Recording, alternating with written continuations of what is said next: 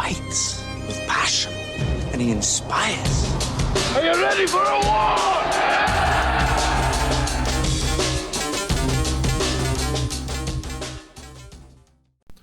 All right, welcome back to From 8 Arbitration. We got a long episode today. I've got so much stuff to cover today. It's going to be 10 hours. I'm going to try to condense it down to 2 hours, all right? So it's going to be a long episode. Hang in there with me. I've got a lot of stuff to cover. We're going to cover stationary events again. There's something that somebody put out on Facebook that I copied. We're going to talk about a new tactic by management, but it's an old tactic. And so we're going to cover a little bit of that. I'm going to teach our MBAs how to fight. And so please tell all of your MBAs to listen to this episode because I'm going to teach them how to fight grievances, okay? Probably should have done this a while back because very few of them understand how to fight grievances, what it takes to fight grievances. They're failing us big time. And so I'm going to talk specifically to the MBAs today. I know that a lot of them listen. Some of them don't, so make sure you call them and tell them to listen to this episode because I'm going to teach our MBAs how to fight grievances. Does that sound all right? Good. I'm also going to cover some more 6-day count stuff. Now, starting next Sunday, I won't be here. I'll be at a function in Milwaukee with the other CLC members. I'll be driving back Monday. And so I'll probably try to do an episode Monday night when I get back if I'm not too tired. It's going to be about a 3-week episode on route inspection. Okay, it's a booklet that I have. It's from 2018. It's fantastic. It's probably the best thing you can get. The NALC put it out. I think Lou Drass is over it. It is absolute money. If you can get your business agent to send it to you, that'd be fantastic. Okay, because it is absolute money, but it is eternally long. And so I'm probably going to split that up into 3 episodes. Very detailed. I think you'll enjoy it. Just a few announcements, and I'm going to get into something that's bothered the shit out of me about my brother Mike Caref. All right, and we're going to get down on that. Because, look, Mike Caref's running for president, right? Y'all know that I'm with the CLC. That's who I back. I love that guy. And y'all can tell when he's on here, the chemistry him and I have together. He's like a brother to me. I love that guy. Some stuff happened, baby. I'm fired the fuck up. And we'll talk a little bit about it, about the cowardice of our business agents, refusing to stand up for their own. Look, screw Renfro and Ponyboy. They're going to do what's best for them. They don't give a damn about the city letter carrier. These business agents should know better. They should know better. And so we're going to get in their ass a little bit too, all right? So I'm going to teach them how to fight, and we're going to get in that ass a little bit. So I think they'll appreciate that.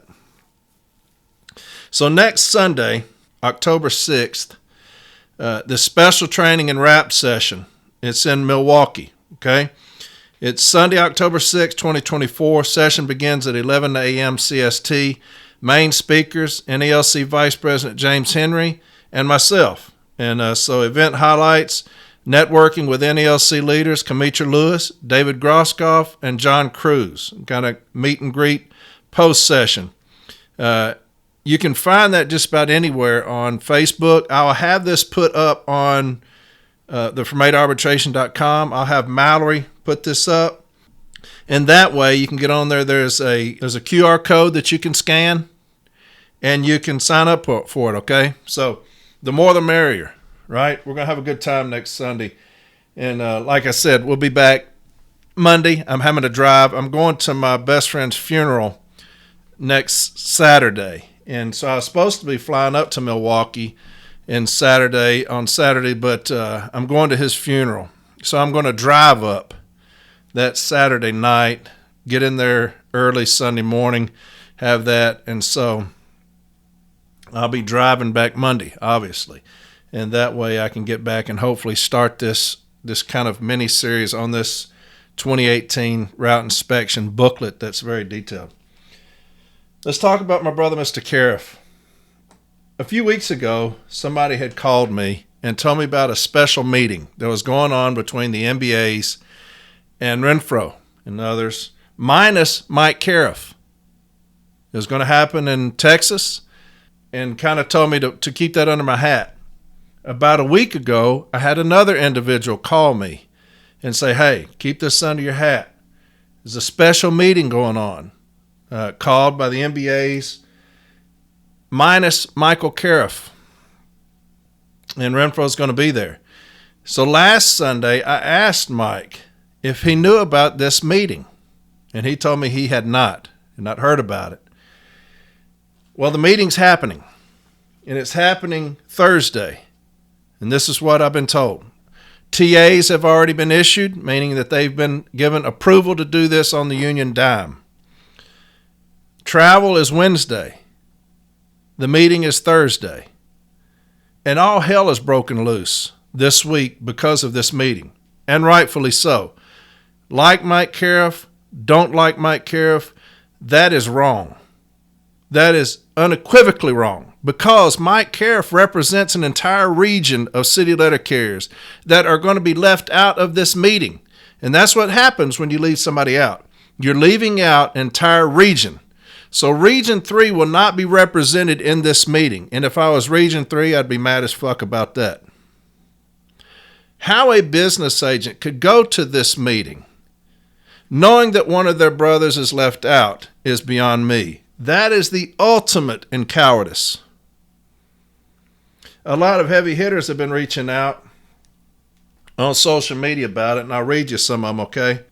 Louis Rivas, who is the president of the Illinois State Association, he wrote this: "It has come to the attention of the Illinois State Association of Letter Carriers that NALC Region 3 business agent Michael Caref was excluded from a meeting in Houston, Texas, held by National President Brian Renfro and remaining 14 national business agents. While it is true Mike is considered an opponent to run for president in 2026, there was no need to exclude Mr. Caref, who represents 15,000 members in Illinois. The Illinois State Association of Letter Carriers is appalled that our national president would resort to such tactics." The CLC came out strong on behalf of Mr. Caref. It said the CLC objects to the exclusion of Region 3 MBA from the business agents meeting in Houston. It has come to our attention that there will be a meeting of national business agents in Houston, Texas, which will exclude Region 3's national business agent, Mike Caref. While it is true that Brother Caref is a political opponent, it is also true that he represents 15,000 NALC members. Brother Caref and those NALC members deserve the benefit of whatever information is shared. An injury to one is an injury to all. Bill Defining NALC came out. And get your pen and paper. Get a pen and paper, because we're going to call some business agents Wednesday and Thursday. They're traveling Wednesday. The meeting is Thursday. Call their office Wednesday and Thursday and ask where they're at. All right? Call their office Wednesday and Thursday and ask where the business agents are at and what they're doing. They work for you, right? They don't work for this bitch-ass Renfro. They do not work for that cowardly son of a bitch. Or Pony Boy. They don't work for him either.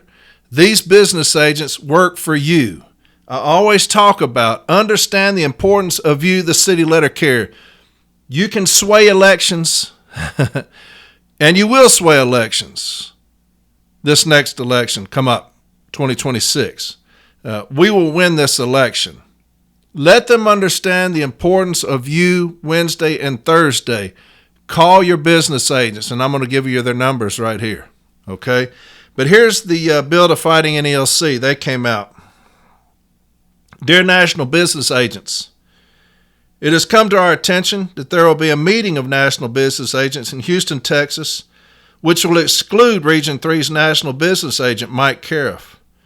Bill to Fighting NALC, BFN, emerged as a rank-and-file movement dedicated to reforming our union into one that champions transparency and inclusivity. The BFN National Coordinating Committee stands in solidarity with every city letter carrier in the state of Illinois. Regardless of affiliation or difference of opinion, Mike Caref is the representative of over 15,000 NALC members, and their right to be informed will be respected. At this point, BFN's coordinating committee has no choice but to demand an explanation on behalf of its supporters. The curtain of secrecy will be no more, and every national business agent shall be responsible to their region of membership. Do you support the exclusion of Region 3's representative? Make your voice heard and demand accountability from your representatives. Where do they stand? And here's their name and number. Region 1, Keisha Lewis. Phone number 909-443-7450. Another number 909-443-7451. That's Region 1. Region 2, Nick Vafiatis.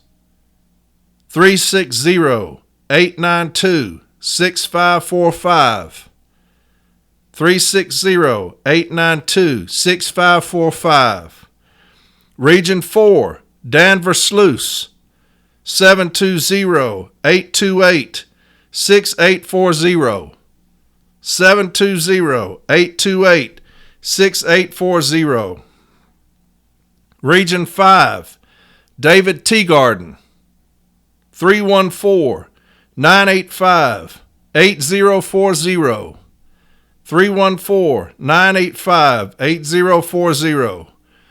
Region 6, David Mudd, 586-997-9917. 586-997-9917. Region 7, Patrick Johnson, 612-378-3035. 612-378-3035. Region 8, Steve Lassen, 256-828-8205. 256-828-8205. Region 9, Eddie Davidson, 678-942-5295. 678-942-5295. Region 10, Sean Boyd, 281-540-5627. 281-540-5627. Region 11, Mark Camilli, 440-282-4340. Here's another number, 440-282-4341. I'll read those again. 440-282-4340. 440-282-4341. Region 12, Brian Thompson, 215-824-4826. 215-824-4826.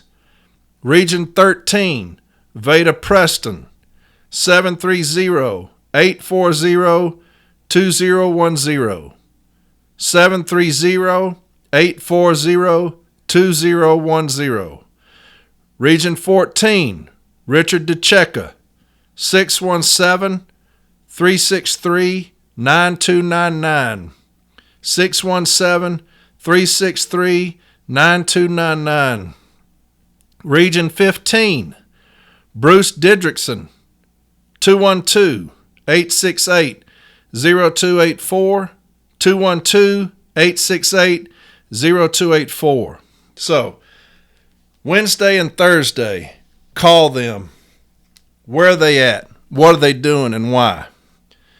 Why are we excluding one of our business agents who represents over 15,000 city letter carriers?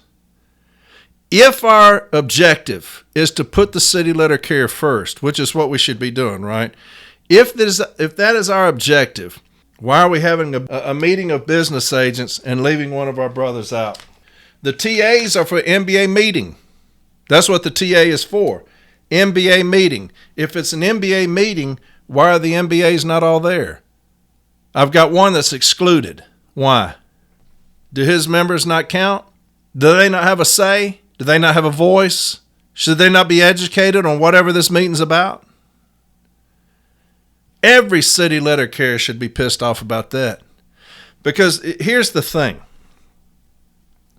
NALC is its own separate thing, right? It's not city letter carriers. They represent us.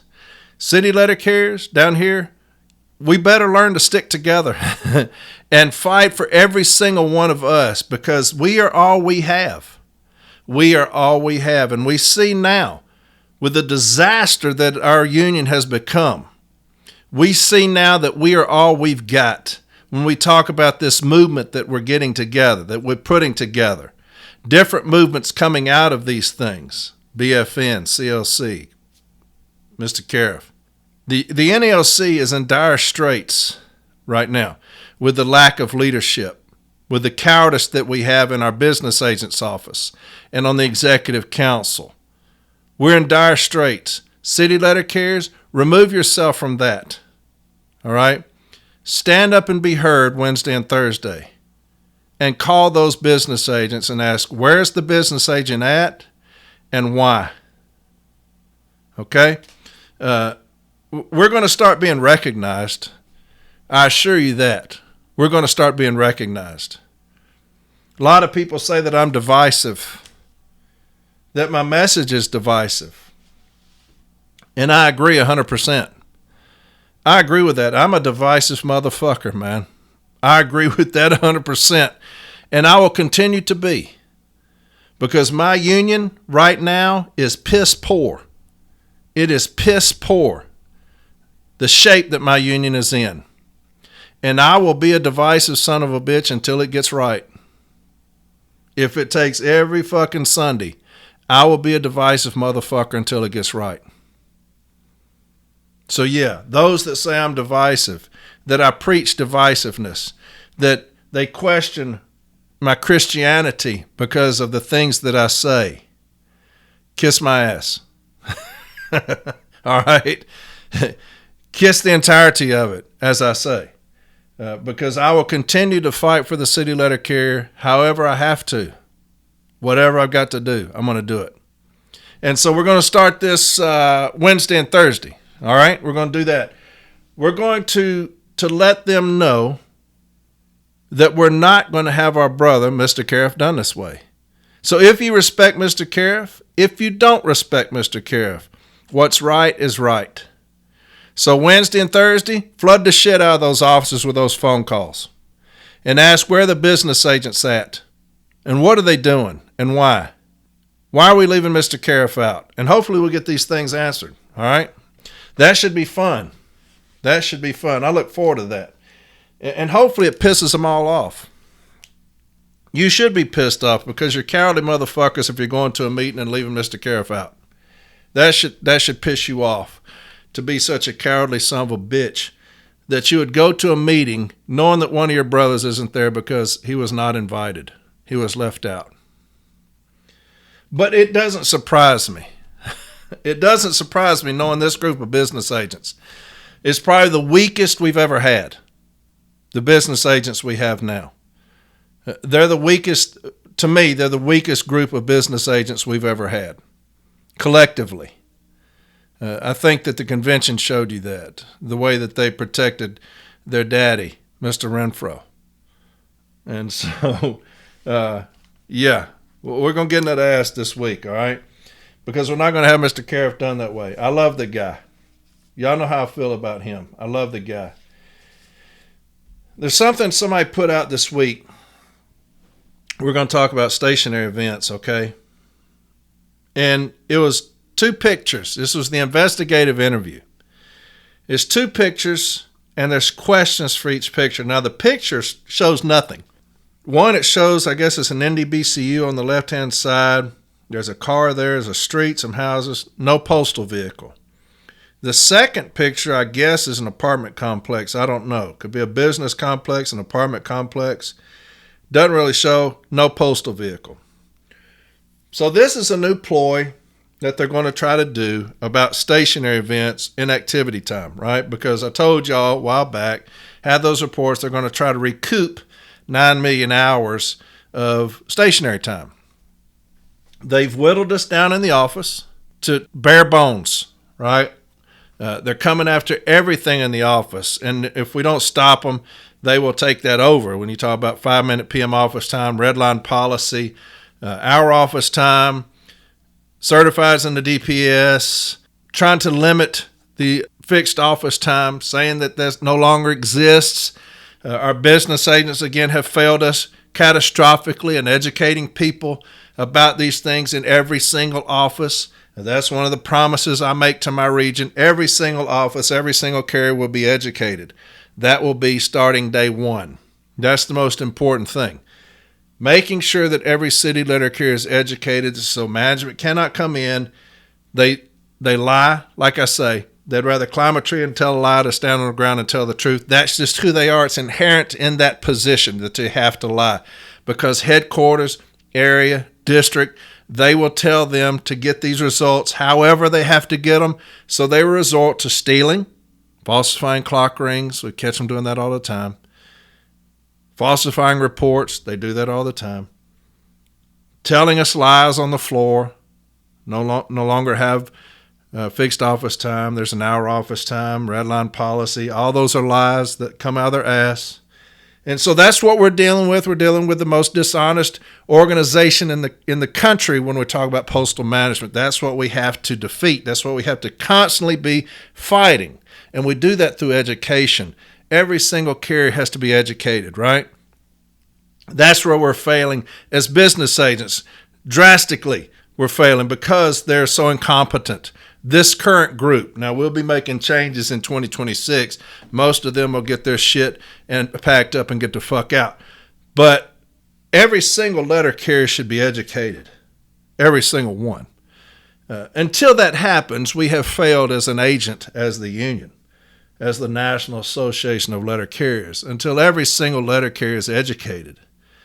And it's a shame that we have to go to Facebook and educate ourselves because our business agents refuse to do that because they're too fucking lazy. But there's these two pictures. It's an investigative interview, and I'm going to talk about it, and I'm going to give y'all some other things because this is kind of something that's coming back around, and I'll tell you what I mean. The first question, it says, on this date, or they marked it out on such, your first inactivity event was at 9:49 to 10:06 a.m. Your first inactivity event was at 9:49 to 10:06 a.m. Why did your scanner show inactive? Your response? I had to clean up vacation holds, deliver a package, wrote towards forward addresses for a business that gets a lot of mail, forward and get mail ready for next part of route. So let's go over that again. It says on this such and such, your first inactivity event was at 9:49 to 10:06 a.m. Why did your scanner show inactive? Now, we do not make the scanners. We did not provide the scanners. We don't maintain the scanners. That's not our responsibility. So in a question where they say, why did your scanner show anything? That is not for me. It's not my scanner. It's the Postal Service scanner. So that would be a question better asked to them or the manufacturer of the scanner, right? Secondly, we're working. We're working. I don't have to answer that question as far as what am I doing. It just says, why did your scanner show inactive? Have no idea why it showed inactive. It's not my scanner. I just get the scanner in the morning, log on to it, and drive around my day, and then bring it back. You would have to ask the manufacturer, I guess, of the scanner why it's showing something. I don't program anything in. I just scan a barcode, and I clock to the street, clock back from the street, and I clock home, going home, right? Clock out. Educate your carriers in these meetings to say, I'm working. I'm working. That's all I'm required to do. I'm not required. There is no provision of any handbook or manual that states that I have to remember what I do every day. There's no such thing. I come to work, I give them 8 hours work for 8 hours pay, and then I go home. I'm not required to keep a diary of things that I do second per second. I come to work and I work. It's management's obligation to prove that I'm not. It's management's obligation to prove that I'm not working. Somebody put on there, I answered the question, but somebody put on there, something that the Contract Administration Unit, CAU for National, put up, and they put this up August of 2023. Now, if you remember, in July of 21, I did the first episode on defeating stationary events. That was July of 21. In June of 23, episode 105, I talked again about defeating stationary events. Management's issuance of discipline based off of stationary events. That was June of 2023. Here comes National, finally, in August of 2023. And they're going to say street supervision, GPS data, and disciplinary action. And I'm going to read it to you. And I'm going to talk about the catastrophic failure of the CAU in this article. It's a catastrophic oversight. But I'm going to read it to you. Street supervision, GPS data, and disciplinary action. This is contract talk by the Contract Administration Unit. In some areas of the country, NALC has received reports of management using data from the mobile delivery device, MDD, as a basis for disciplinary action against city carriers. The current scanning device uses global positioning system, GPS data, to track the movement of letter carriers while on the route. The MDD tracks movement of the device by recording what is called breadcrumb data. In addition to tracking the movement of the MDD, the device also records the amount of time the scanner is stationary.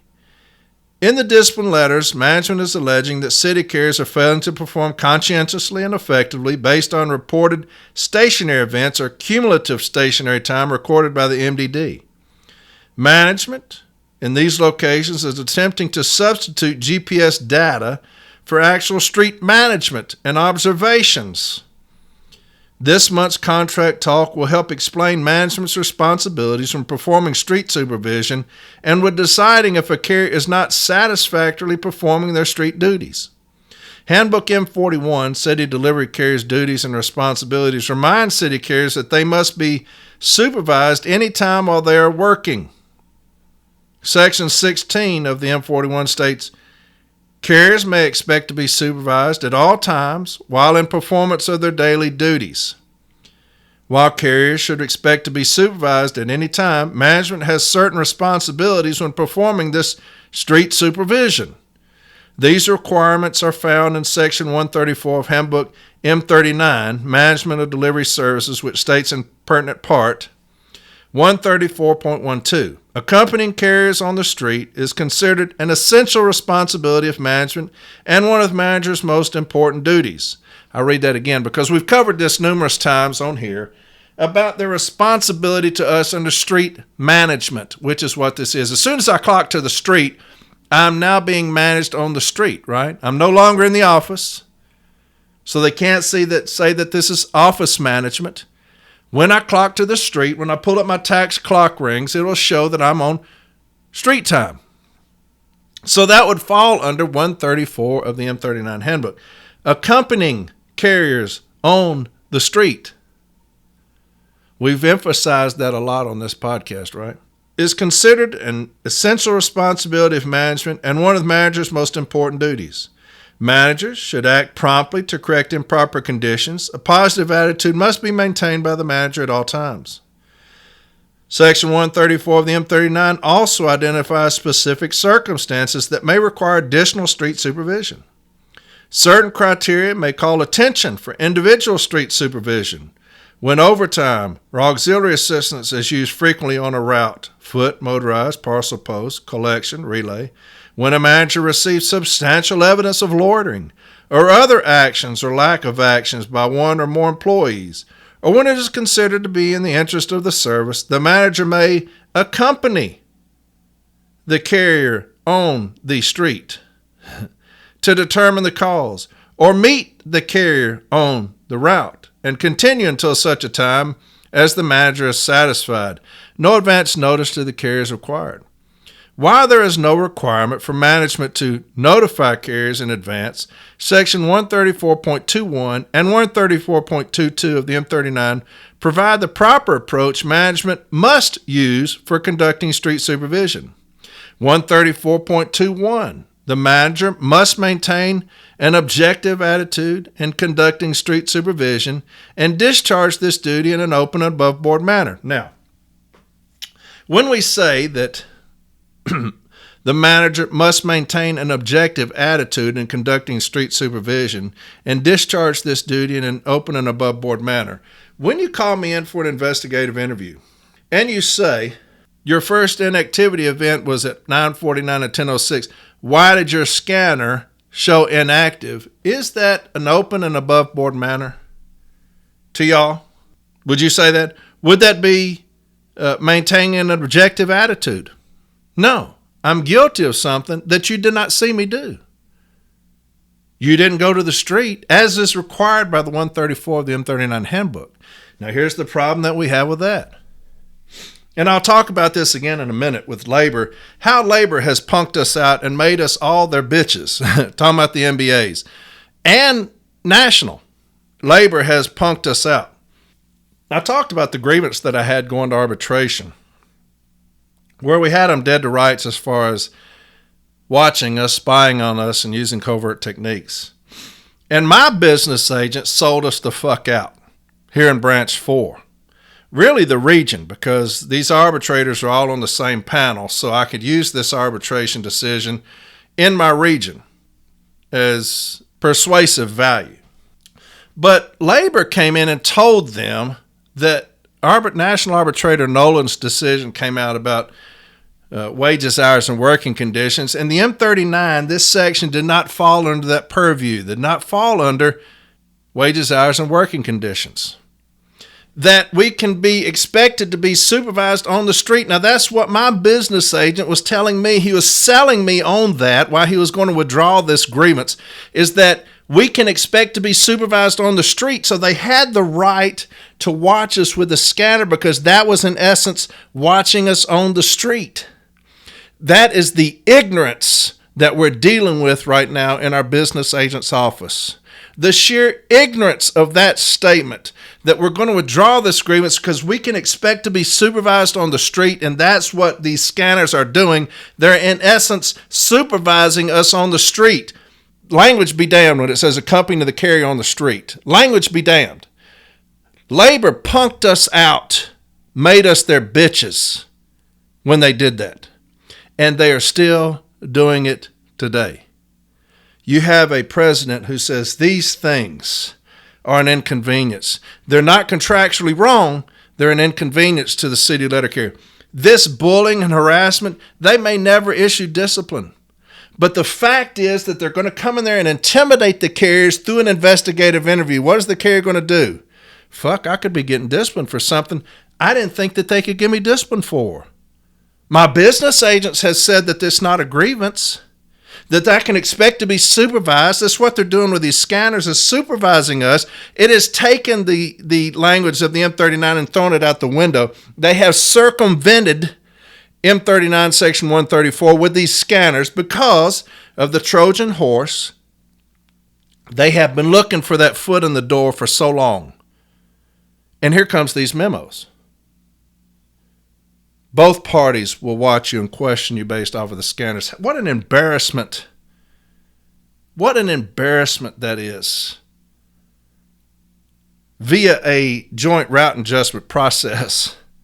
To say that both parties will now monitor you on the street with a scanner, and both parties will question you about something that you've done, allegedly done on the street. What were you doing during this period of time? Labor and management is laughing their asses off at us over the TRAP memo. Something that we would never allow to happen. We agreed that both parties would do. They would chain us to this scanner. It's a leash like a dog. They would chain us to this scanner and watch us now because both parties, your dumbass president and labor, agreed to that. And now look at it. These memos are gone. TRAP is gone. What is not gone? The bullying and harassment and intimidation based off of these memos, that they can watch us now and they can question us about stationary events, right? If that's not the case, if this was not a Trojan horse, why do I still need to carry the scanner with me at all times? That was based on the memos. We're going to watch you. This is how we're going to adjust routes. We're going to watch you each day. Make sure you're carrying the scanner with you at all times, because we're adjusting routes like that. We need to know what you're doing every second, so it's accounted for. Renfro said, this is helping us. It's showing them how hard we work. It's showing them how we do each day, that we're a hard-working group. So we're going to carry the scanner with us at all times. They can watch us. They can question us on stationary events. It's helping us. Carriers, this is helping y'all. Keep it with you at all times, because this route adjustment process. Why am I still keeping it with me at all times? TRAP's dead. If I don't have a package for a loop, why do I have to carry the scanner with me at all times? For efficient service? That's not how you test efficiency. That's not how you test me on the street. You have to come and watch me on the street with a 39.99 or either come out there with a 45.84. And if you suspect me of doing something I shouldn't be doing, we have allowed them to do away with Section 134 of the M39. That's what your president has done.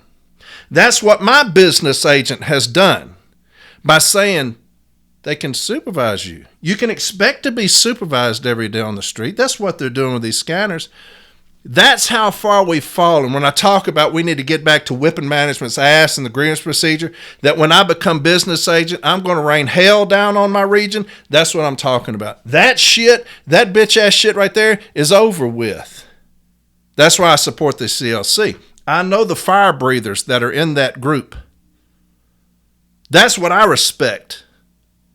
When I talk about the junkyard dogs, what do they want to do? They want to fight everything. If you know what I'm talking about with junkyard dogs, they want to fight everything. That's what I want to surround myself with. I want those people on the same mission as me when you talk about the lions are coming. That's what I want. When things like this happen, if it's in California, they can reach out and say, hey, we got this happening over here. Every business agent can come to their aid and say, here's what we're doing here in my region. Here's how we're defeating this in my region. The president will say, get this done. If it's not, why is it not done? I want somebody over this that I know is going to be a fire breather, a hell raiser, a thumper. Get this done by this time. And if it's not, you answer to me. That's why I want James Henry. That's why I want James Henry. I want somebody that says, here's what we're going to do for the city letter carrier. We're going to educate every single one. You're going to be over it. And if you fail to do that, you're gone. And I'm going to put this person in there. We are not going to keep abandoning the city letter carrier like this current administration is doing. This is Exhibit A. The stationary events. When my business agent sold us the fuck out, I could see the writing on the wall. How labor had duped him with this grievance. Arbitrator Nolan had nothing to do with that. But that's what he bought, and he ate it. He ate all of it. Now look at us. All this time later, TRAP is dead.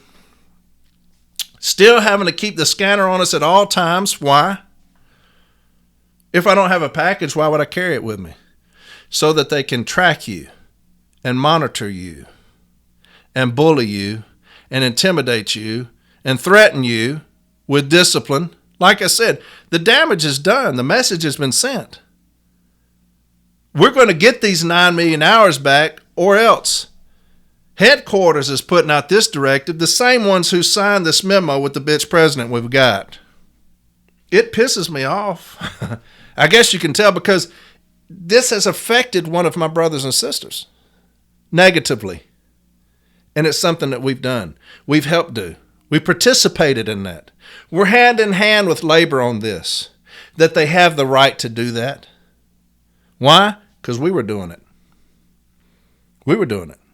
We were sitting in that same room, questioning our brothers and sisters. Why did it take you this amount of time here to do that? It never happened in my office, but I would imagine most of my carriers, if I would have went in there with them or if they would have went there by themselves, I know my people in my station.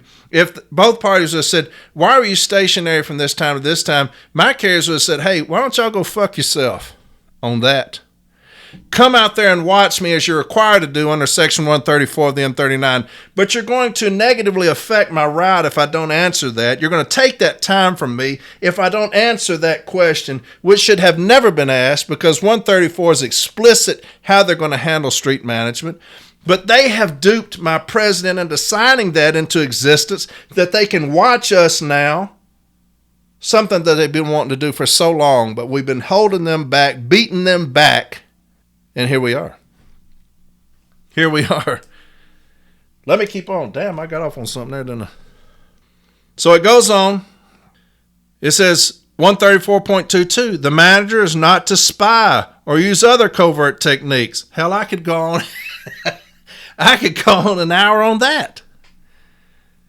I could go on an hour on that. How is this not spying on me? And using covert techniques? Just this investigative interview is evidence, all the evidence I need to show that you've been spying on me. Hell, you're putting up a picture that don't even have me in it. Accusing me of doing something that you can't prove. Any employee infractions are to be handled in accordance with the section in the current national agreement that deals with these problems. This section of the M39 requires management to use a straightforward, upfront manner and not to spy on carriers when supervising them on the street. Then what is this? What is that? What is this investigative interview? If you were pulling up a picture off of Google Maps saying, this is where you were, we can't prove it because your picture's not even in there. This is where you were during this time to this time. Why was your scanner showing inactive? That, to me, is evidence of spying on me. But what does your president say? It is an inconvenience. Why? Because he would have to acknowledge that he was wrong in signing those memos. He would have to acknowledge that he was wrong. But you will never, ever hear him say that. He will never acknowledge that those memos were a catastrophic failure. Allowing the times on there, catastrophic failure. Allowing them to ever track us and watch us with scanners, catastrophic failure. You had to see, of course, he's not been here very long on this floor, so he doesn't really understand how local management is, how they abuse things, how they bastardize things. So I'll give you a perfect example, and then I'll get back to the CAU, what they're doing. Somebody sent me this the other day. This is a stand-up talk for all city letter carriers. This is a stand-up. Activity summary, scanner accountability for city carriers, activity detail, mandatory stand-up talk to all city carriers, supervisors, managers, and postmasters. Listen to this. As information, the mobile delivery device, MDDTR, scanners utilize an Android operating system and operate on the same global positioning system, GPS system, as the latest smartphones. According to www.gps.gov, the U.S. government commits to broadcasting the GPS signal in space with a global average user range error, URE, of 6.6 feet with 95% probability across all healthy satellites and constellation slots. On April 20th, 2021, the global average URE across all satellites was 2.1 feet, 95% of the time.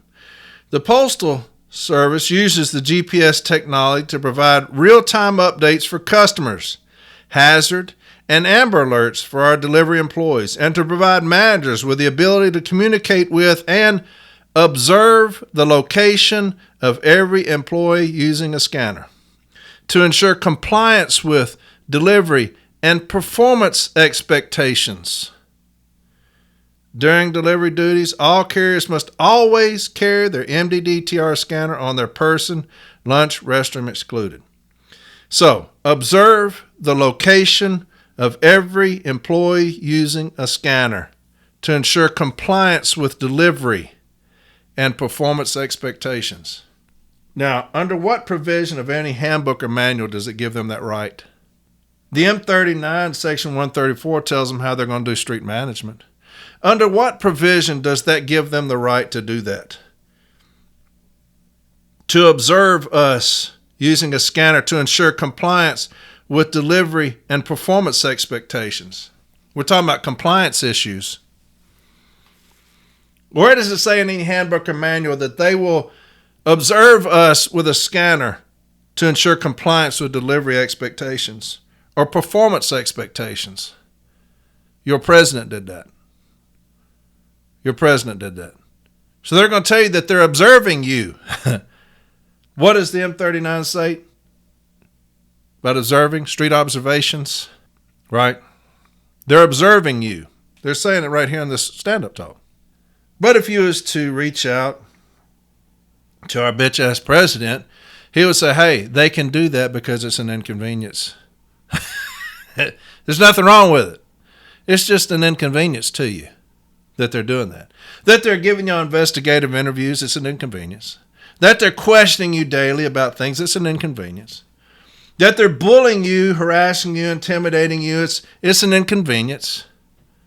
As my business agent sold us out, trying to feed me the line of shit that they fed him, but we're not fools here in Branch 4.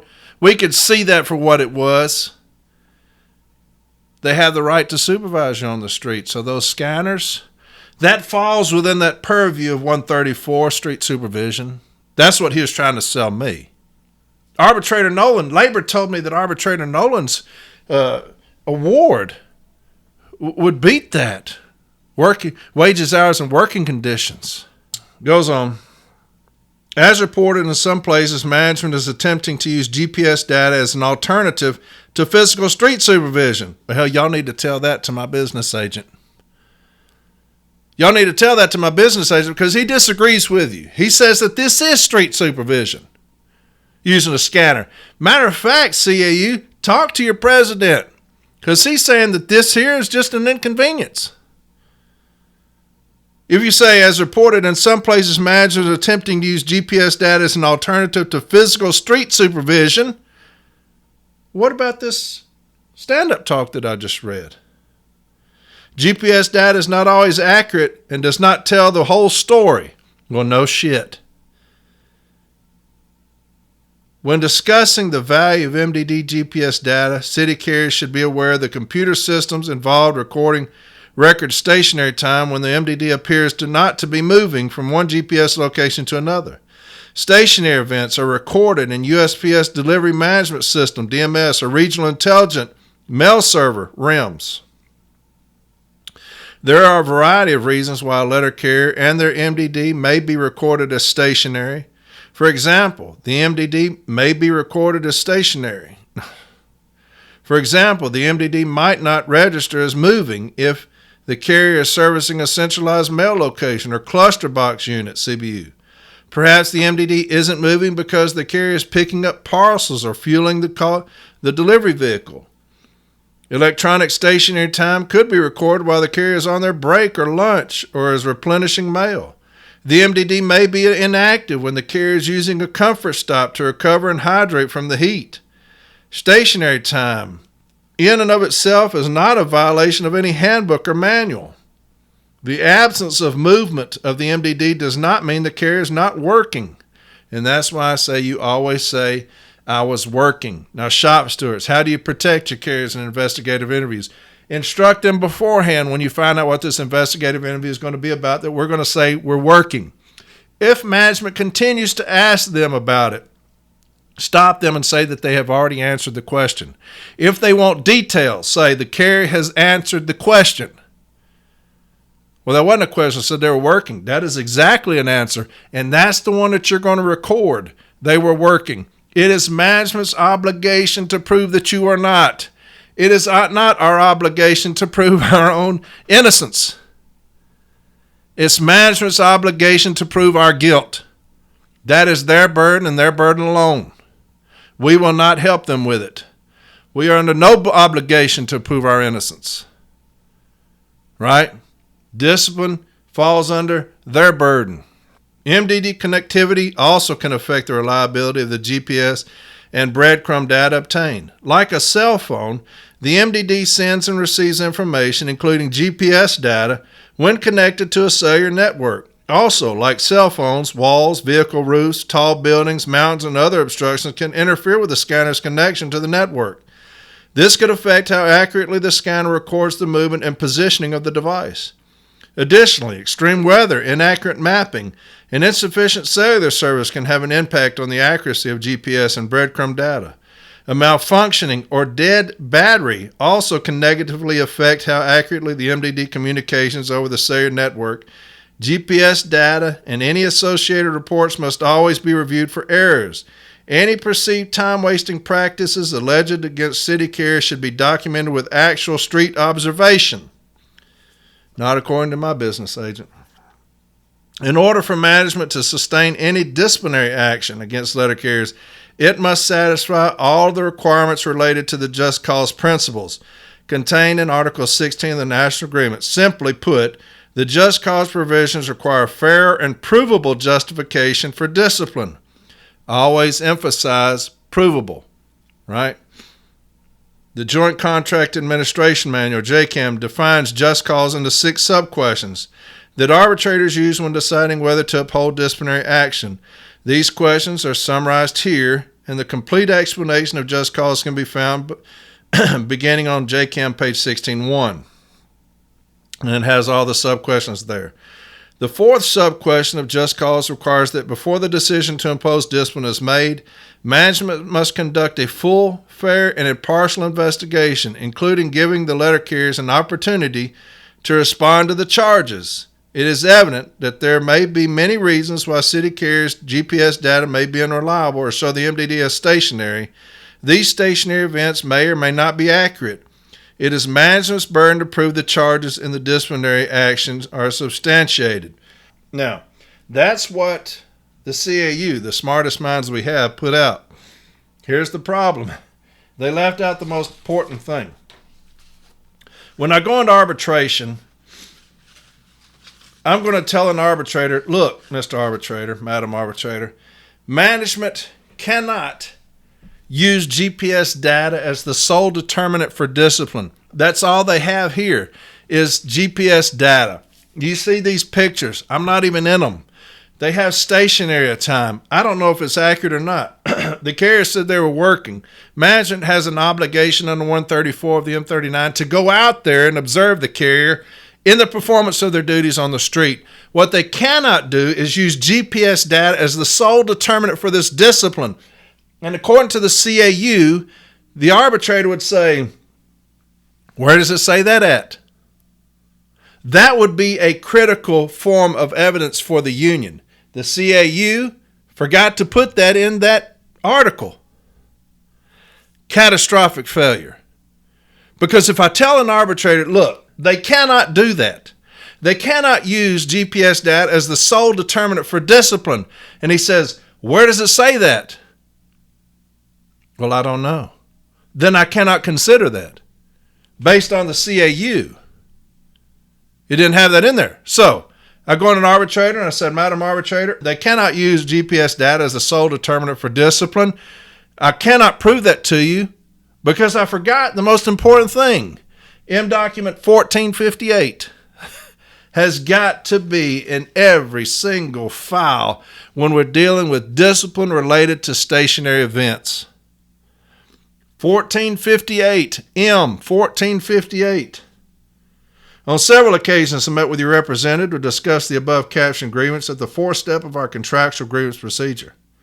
The Managed Service Point MSP initiative is a national program intended to facilitate management's ability to assess and monitor city delivery route structure and consistency of delivery service. The following reflects the parties' understanding of MSP. The parties agree that management will determine the number of scans on a city delivery route. Time credit will continue to be given during route count and inspections and will be credited in total street time. MSP does not set performance standards, either in the office or on the street.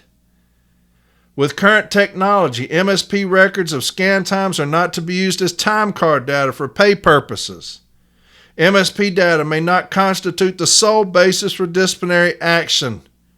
However, it may be used by the parties in conjunction with other records to support or refute disciplinary action issued pursuant to Article 16 of the National Agreement. MSP data may not constitute the sole basis for disciplinary action. And that is what you need. When you tell an arbitrator, look, all they have is this MSP data, GPS data. That's all they've got. That can't be the sole determinant for discipline. Where does it say that at? Right here, Mr. Arbitrator, on page 67 of the case file, M1458. MSP data may not constitute the sole basis for disciplinary action. Is that all y'all have, management? Is this scanner data? Yes, sir. Well, that can't be the sole basis for discipline then. So I'm going to have to sustain this grievance and throw out this discipline because all you have is this GPS data. You can't prove your charge. Somehow the CAU forgot that. It's the most critical document you'll have. It proves your point to the arbitrator. Look, that what they have, all they have is this GPS data. That can't be used. It can't be used as a sole determinant of my discipline. It says it right here. I got to throw out this discipline. So anyway, there you have it. The latest that we're having to deal with. Now, in episode 11, I dealt with that very thing years ago, and I put that case file in episode 11. When they just came out with that, talking about extending our lunches, right? And so I had my manager discipline me so that they'd get off his back, and he did, and they threw out the discipline because GPS data, MSP data, cannot be the sole basis for discipline. And so they had to throw it out, and I put that in there. So it's coming back around. It's just now they're emboldened because they have these memos. All right, now, I'm going to educate our MBAs on how to fight. Most of them don't know how to. They're either unwilling to, uneducated on how to, or just don't give a damn. And so, and it's all three on most of them, on most of these business agents. I'm going to have a couple of examples, and I've got some things that I'm going to read to you just based off a couple of things people have called me this week about. And so I decided it's time to educate the business agents on how to fight because most of them don't know how to. And so I'm going to teach y'all, business agents, how to fight, right? When we talk about the charge or any kind of grievance, it's important to know that there's two rules on how to fight, okay? How to fight management. Rule number one, and this is important, so write this down. I'm speaking to the business agents. Y'all can listen in, but this is for the business agents. Rule number one in how to fight is fuck labor. That's rule number one, okay? Fuck labor. That's where we're going to start. This is very important, so listen up. Remember always that we are protecting and defending the Joint Contract Administration Manual, our agreement. That's what we're defending. There's a movie that I love to watch, and it's called The Wall. I don't know if y'all have ever seen it, but Matt Damon is in this movie, and it's set way back. I mean, way, way back. And him and another guy are trying to find gunpowder. And so they stumble upon the Great Wall of China, right? And so they get abducted by these people that are guarding the wall. And it's these Chinese, and they have all this military presence on the wall. And they're fighting against these monsters. If y'all have seen it, you know what I'm talking about. So these monsters come around and they're trying to take over the wall because they're trying to get into this major city. So they are defending the wall at all costs, the Chinese, in this movie. Now the monsters, they have one main monster, the queen, right? And she sends out all the signals, when to fight, when to retreat, what to do. They're very smart. And so these Chinese are always trying to kill this queen. And if you remember the movie, every time they try to kill her, they surround her, these monsters, and protect her at all costs, even if it means their life. They protect her at all costs.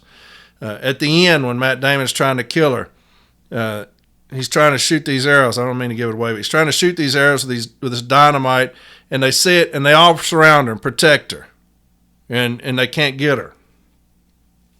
That is how you have to envision the JCAM. You have to defend it at all costs, regardless of what is going on. You have to defend the JCAM at all costs. It's all we have. Without it, we are lost. Without the JCAM, we are done. It is our agreement between the parties, and it protects us. Without it, we're screwed. I'll give you a couple of instances. I had a gentleman call me, and he was irate about some decisions that he had gotten pre-ar'd by his business agent. And the decisions were they had several Formal A settlements paying the branch. And the business agent withdrew these grievances because labor told him that paying the branch was an improper payment and he wasn't going to do it. And those grievances were withdrawn because labor told him it was an improper payment. First off, remember rule number 1, fuck labor. That's rule number 1. That's how you have to go about your business as a business agent. Okay? Write that down, business agent. If y'all have a whiteboard or a chalkboard or something, write rule number 1 down on it so that you can see it every day when you come in. The first thing you see when you sit down is rule number 1, fuck labor. Okay? Have that on your chalkboard, your whiteboard, whatever. So labor tells him that paying the union, paying the branch is an improper payment. I would have to ask labor, where can I find proper and improper payments at? Where is that in any handbook or manual? Because labor will always say that any kind of escalated award, any kind of monetary award is an improper payment. That's their position.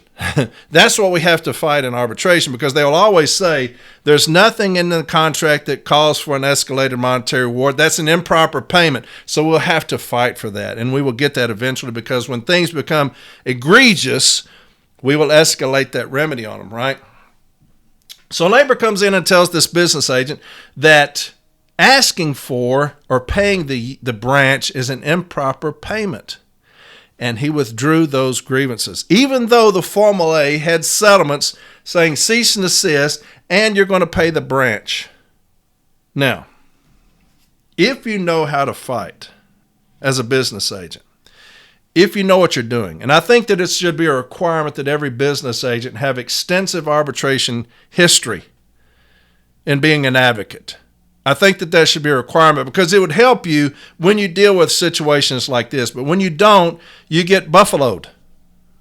You get tricked. When you have extensive history as an arbitration advocate, you know how to fight in certain things. You know labor comes in there with all this bullshit like it's an improper payment. Just a quick little 2-minute investigation. I pulled up a couple of sites. 34731, this is arbitrator Lawrence Roberts, 34731, and this is a case that I did here in Nashville about management falsifying clock rings. We had numerous formal Step A settlements, and management attempted to say, and I'll just read it, it says, the employer has also argued that many of the grievance settlements the union included in the file are informal and Formal A settlements, which are not precedent setting as stated in the JCAM. And so that's what management will always try to say.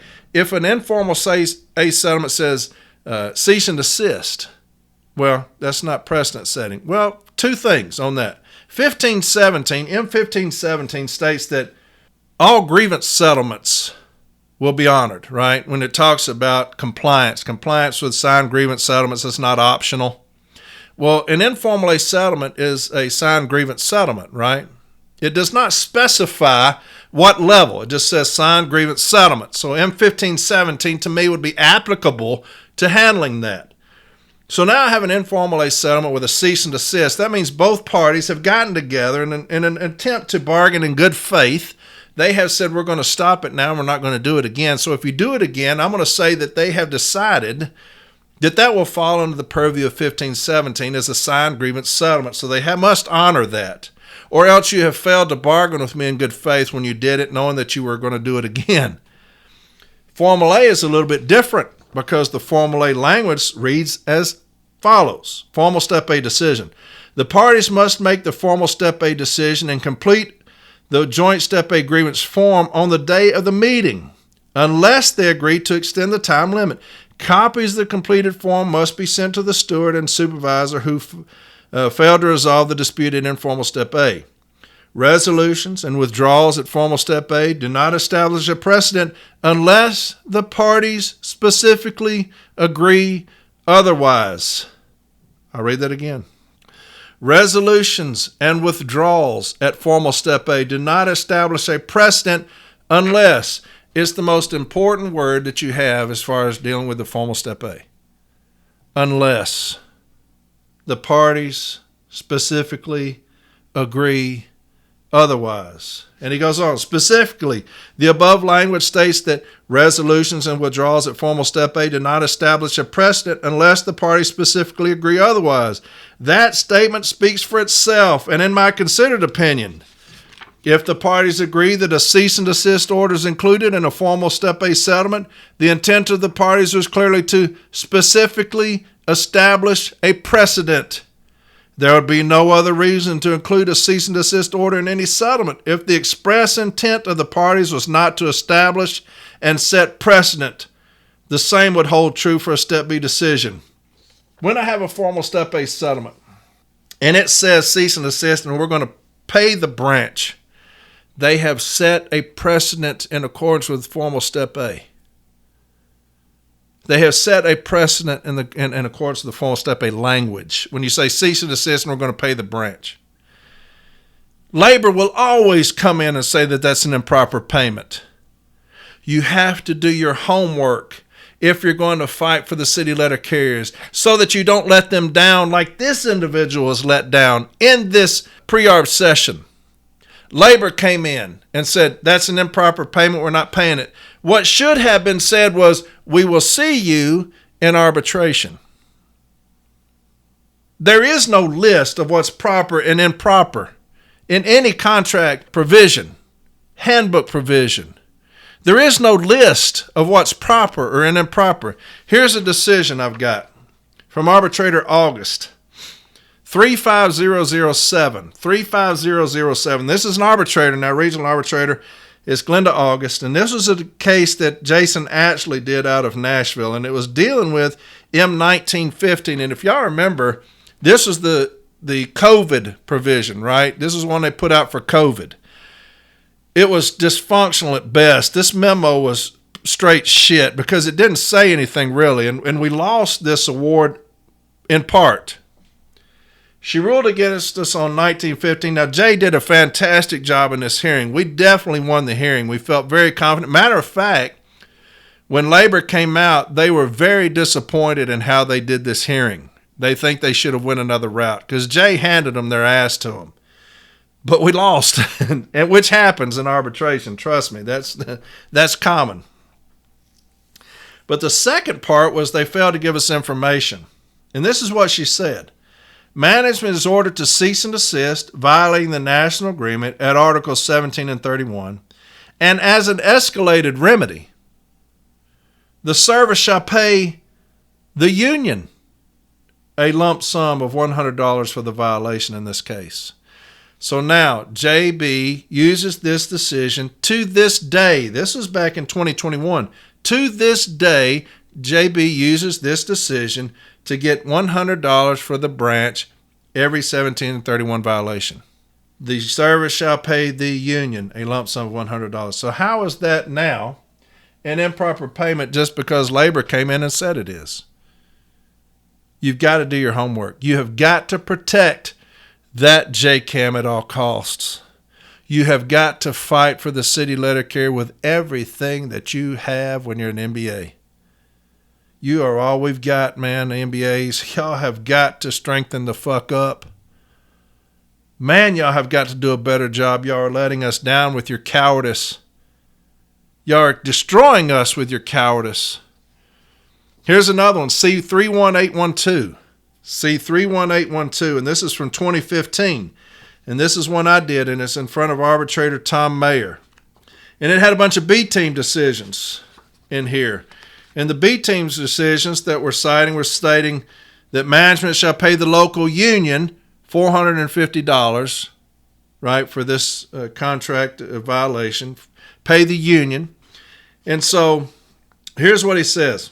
Management's arguing against it now in the arbitration, like labor did with that business agent when he pre-arbed those, when he got rid of those, withdrew those grievances. Management witness Blanding testified that monetary compensation is overly severe for the infraction, and the union representatives, who are the sole beneficiaries in the settlement rather than the bargaining unit as a whole, are the only individuals who profit. Now, this is what management's going to say. We don't pay the branch because they're not harmed. It's the carriers that are harmed. They should be being paid, not the branch, not the shop steward, because they're not being harmed. That's undue enrichment, as they say. She testified that, albeit late on occasion, the union always gets the report, and there's no harm done to the bargaining unit whenever the report is late. In closing, management argued that there was no testimony why the union or its stewards should be paid. Let me read that again. In closing, management argued that there was no testimony why the union or its stewards should be paid. It's an improper payment, right? These arguments fly in the face of the evidence of record.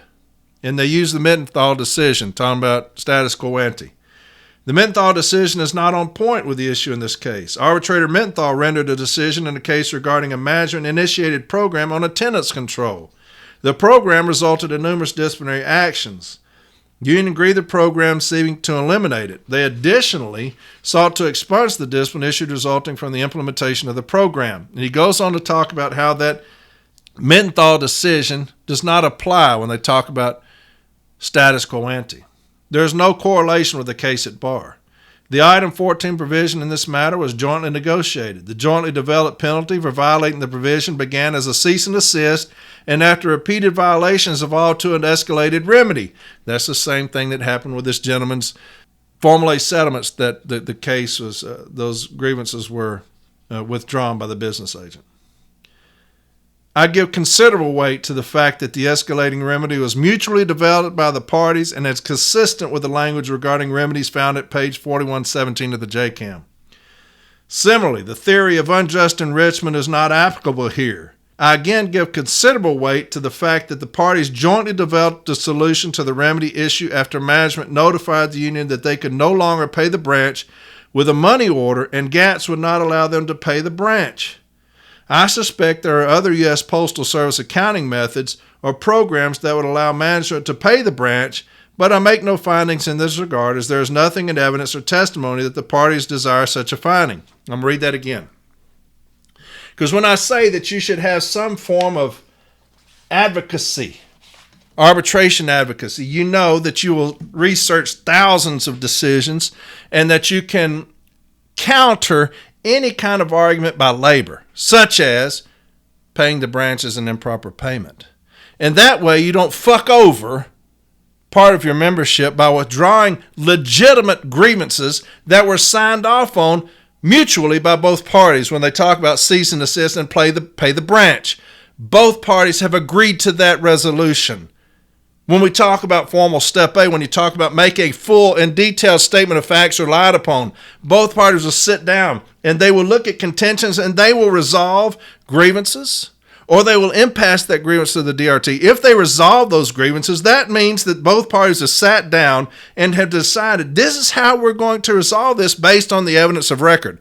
We're going to look at both sides and we're going to say we will issue a cease and desist. Both parties will do that. To management, we're going to say cease and desist this practice, and because it's been going on so long, in accordance with Article 41, where it talks about remedies, when they become egregious, an escalated monetary award may be considered, we're going to pay the branch. And that's what we're going to do. And we're going to do that in numerous decisions. Now management has attempted to buffalo us and say we're no longer going to pay it because they've probably gotten with labor. And labor says, quit paying that. It's an improper payment. So they're going to send that up, and labor is going to tell an MBA, we're not paying that any longer. It's an improper payment. Instead of the MBA saying, we'll meet you in arbitration, he withdrew those cases. If you had any history in arbitration, you would understand this is commonplace to pay the union, to pay the branch, to pay the stewards. So arbitrator Mayer did just that.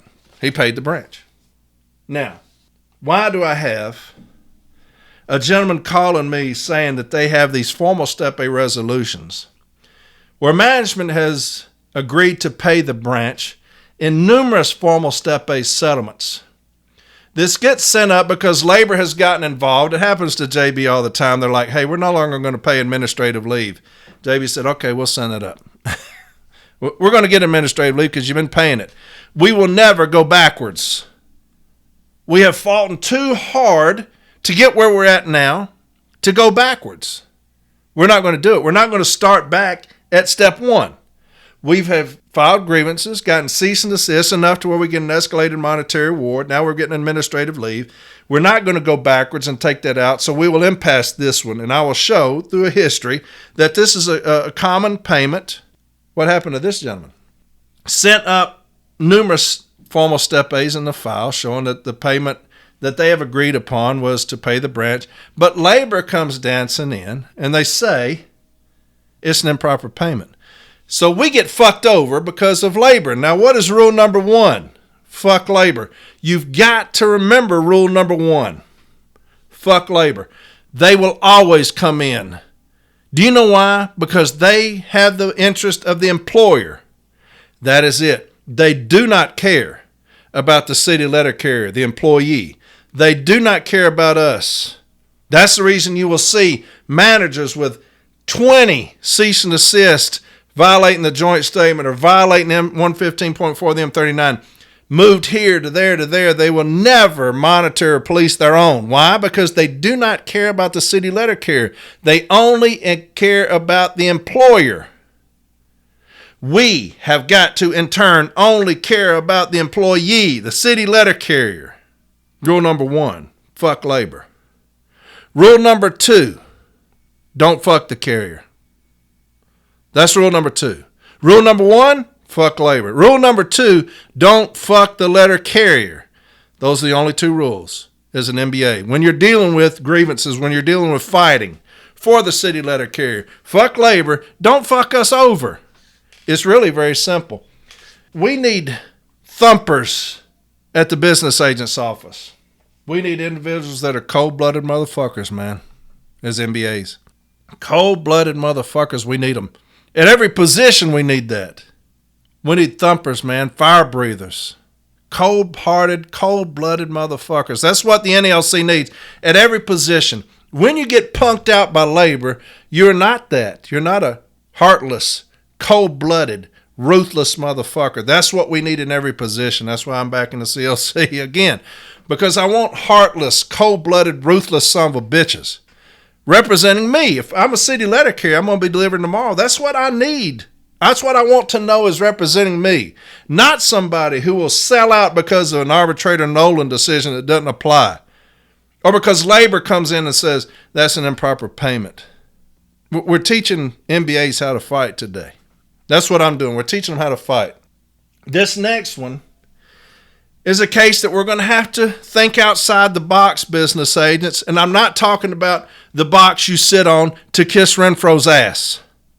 I'm talking about think outside the box and how to defend our brothers and sisters who are in real trouble, serious trouble, because we do things sometimes that damn us, and we've got to know that my agent will do everything humanly possible to save me.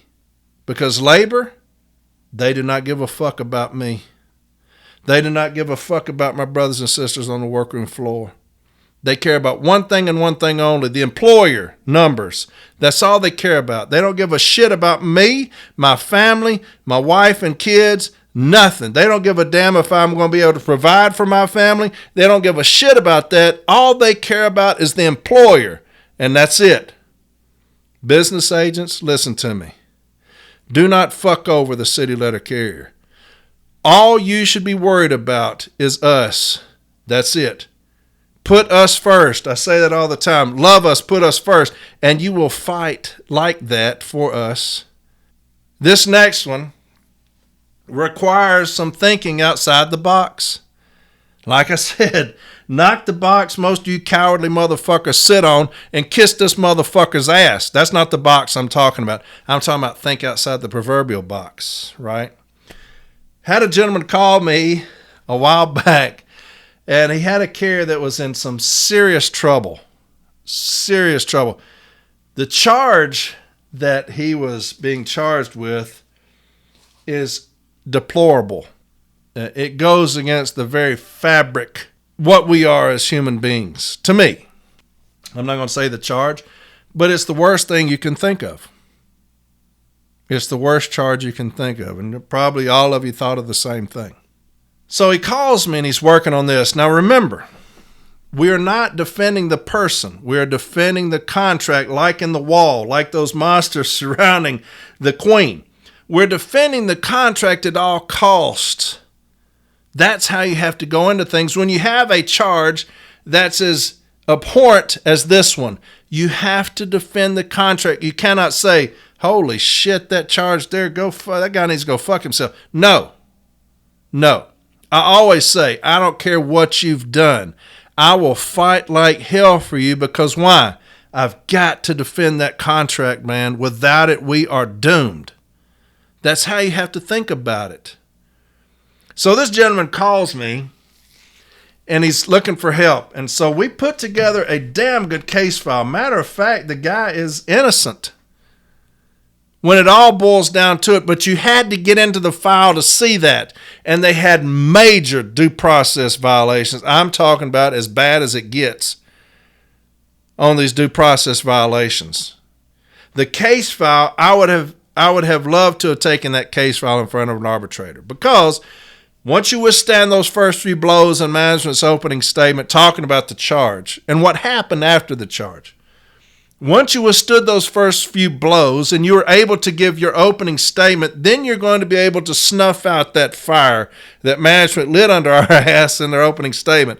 Your opening statement would be able to snuff that fire out to a degree, and then when you get your witnesses up there, then the arbitrator is going to say, hey, look, this is not near as bad as it at first blush, right? So anyway, this individual goes into a plea deal, pleads guilty, okay? And so management, obviously, they put this individual in a 16-6 crime situation, and then they remove him.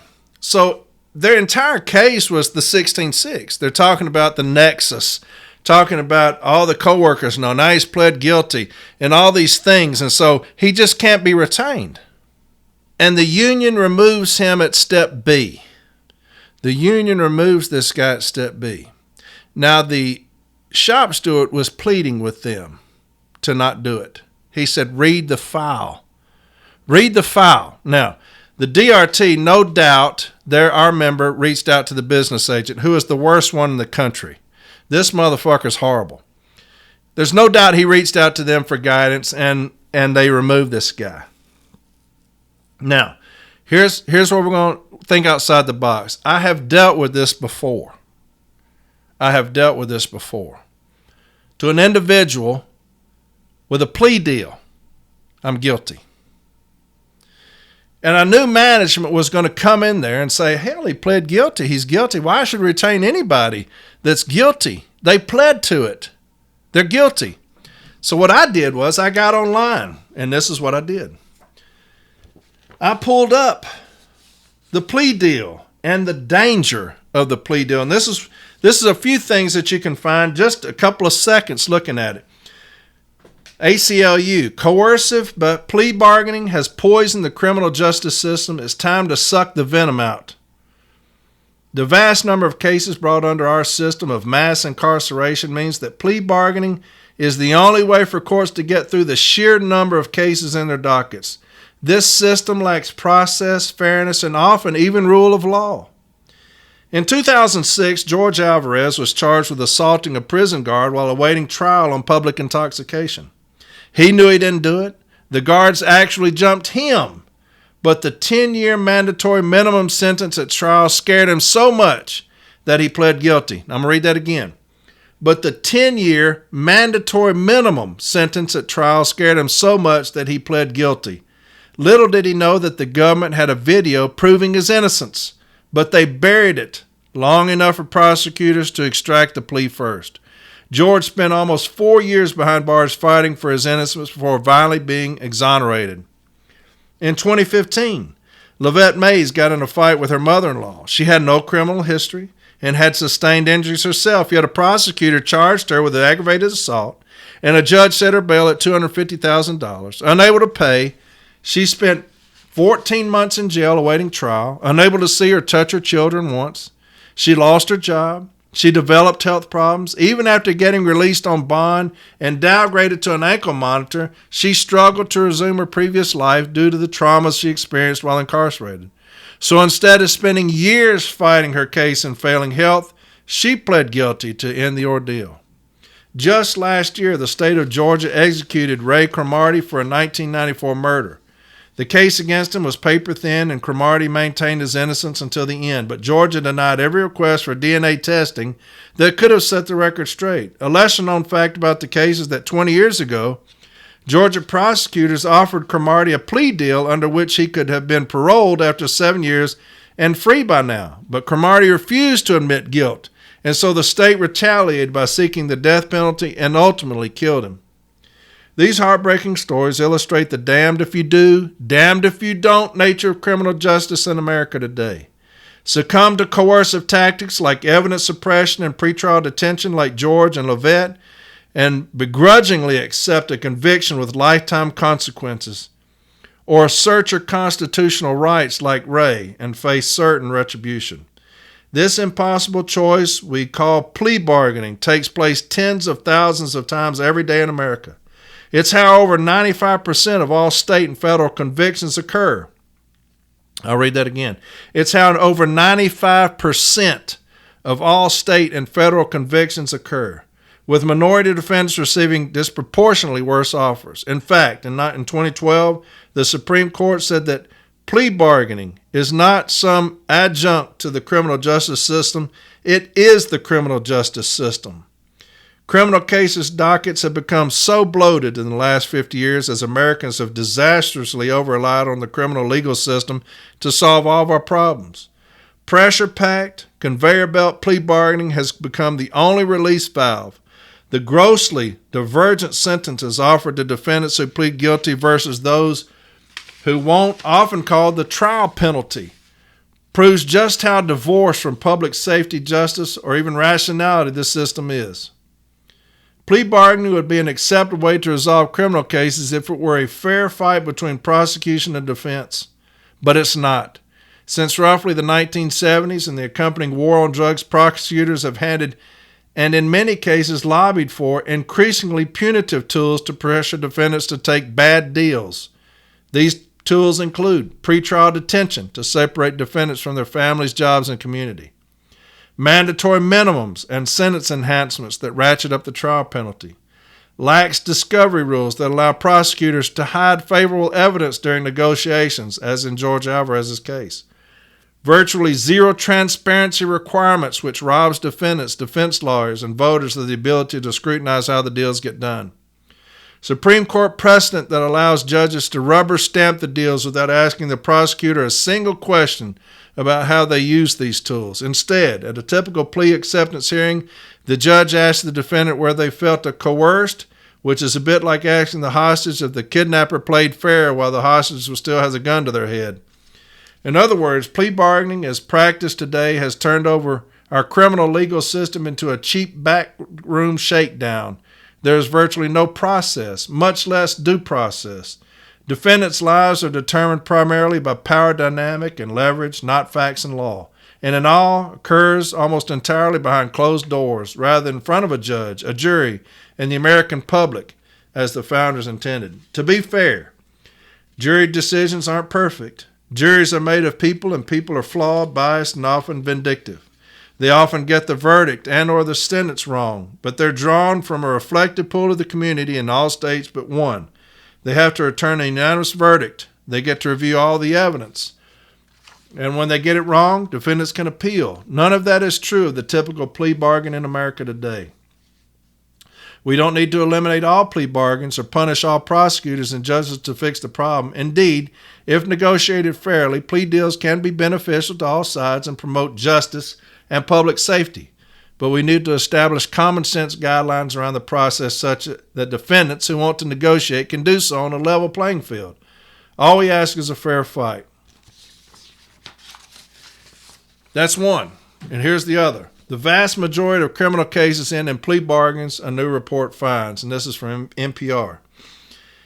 In any given year, 98% of criminal cases in the federal courts end with a plea bargain, a practice that prizes efficiency over fairness and innocence, according to a new report from the American Bar Association. A task force that includes prosecutors, judges, defense attorneys, and academics cited substantial evidence that innocent people are coerced into guilty pleas because of the power prosecutors hold over them, including the prospect of decades-long mandatory minimum sentences. I'll read that again. A task force that includes prosecutors, judges, defense attorneys, and academics cited substantial evidence that innocent people are coerced into guilty pleas because of the power prosecutors hold over them, including the prospect of decades-long mandatory minimum sentences. Trials have become rare, legal artifacts in most U.S. jurisdictions, and even non-existent in others. The ABA Plea Bargain Task Force wrote in a report released Wednesday. Aside from the paltry number of trials in the federal system, states including Pennsylvania, Texas, and New York have trial rates of less than 3%. In Santa Cruz County, Arizona, there were no trials from 2010 to 2012, the report said. The prevalence of plea bargaining exploded in the last several decades as a way to save money and time and to promote more certainty in outcomes. But the practice comes with a very high cost, said Lucian Durbin, a professor at Belmont University College of Law in Nashville. Pleas can allow police and government misconduct to go unchecked because mistakes and misbehavior often only emerge after defense attorneys gain access to witness and interviews and other materials with which they can test the strength of a government case before trial. The deals also exacerbate racial inequality, with black defendants more often subject to prosecutors stacking of multiple charges in drug and gun cases. Altogether, defendants face stiffer punishments for going to trial, known as a trial penalty, that can add 7 to 9 years or more to their sentence. But most stark in the report is research that cites innocent defendants who agree to falsely plead guilty, sometimes on the advice of their own lawyers. An Innocent Project database of exonerations includes dozens of people who falsely pleaded guilty. This isn't just having an effect on those individuals, said Durbin, who co-chaired the task force. It's having an effect on the entire community and the safety of the entire community. Overhauling the justice system will not be easy, since it could require changes to laws and ethics rules in many U.S. states. It's past time to start that work, said Durbin, who recently created the Plea Bargaining Institute to generate and share research. So, I took things like that and I read those in my opening statement because I knew that management was going to attack us on the plea deal. Because this is what happens. You'll go in there and you'll say, I'm completely innocent. Y'all don't understand. In this case, there was a file that was bought, and the file had pornography on it. It shows that the guy never opened the file. Never opened it. And this certain type of pornography, if you know what I'm getting to. The file was never opened. And he said he had no idea what was in the file. Without evidence proving otherwise, you have to take his word for that. If he says, I had no idea what was in the file, you have to show that he did in order to prove that charge, right? He accepts a plea deal because prosecution comes in and says, you're going to get 15 to 26 years if proven guilty. Or you can take a 2-year plea deal. And that's what he did. So, an innocent man pleads guilty because prosecutors come in and scare the shit out of him, just like you read here. These are all over the internet. You can look them up anywhere. Scare the shit out of him and say, I'm innocent, but I'm looking at 26 years if by some crazy chance I'm found guilty. Or I can stay out of jail and plead guilty. That's what these articles are talking about. Those innocent people that plead guilty to stay out of jail. Decades in jail. That's what happened here. The case file proves this guy's innocence. If you looked at the case file, I had that arbitration, and it's arbitration 34981. 34981 is in front of arbitrator Lawrence Roberts, and this is very brief. I'm going to read this one part where management talks about this investigation. He says, there are too many avenues available to management on Article 16 to address the grievance behavior. Thus, by using 16.1, their actions cannot survive. They simply cannot resort to what has in essence resulted in a punitive suspension. Management's sole investigation, according to this case file, was conducted on February 11, 2020, which is over 270 days prior to this arbitration.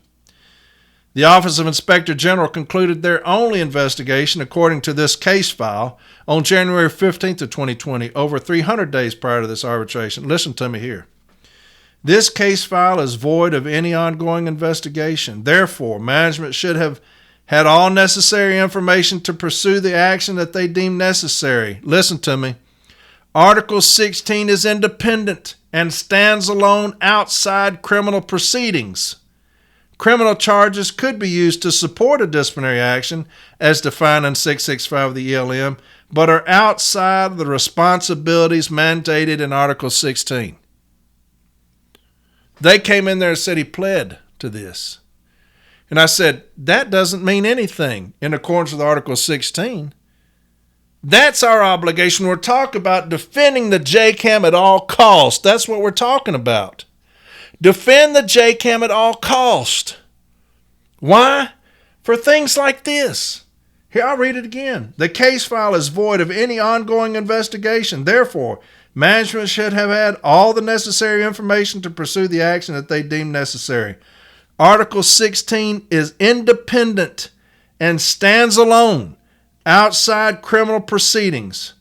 Criminal charges could be used to support a disciplinary action as defined in 665 of the ELM, but are outside of the responsibilities mandated in Article 16. We have got to think outside the box when we're defending people that are in real trouble. And instead, we let them down when we resolve cases at the B, when we resolve cases at the DRT and at pre-arb sessions because we're too fucking scared to do our job and think outside the box like we should. How can we help this person who is in real trouble? What are we doing to help those people?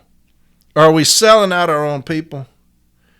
When we look at rule number 1, fuck labor, what is rule number 2? Don't fuck the letter carrier. Don't ever fuck the letter carrier, man. You have got to fight with everything in you at all times. This dude was in trouble and we let him down. I don't care what he did. I do not care because I have to defend the JCAM at all costs. That's what I told arbitrator Roberts. I held up those articles. Look, here's experts telling you the danger of the plea deal. Innocent people plead guilty, man. That does not mean they are.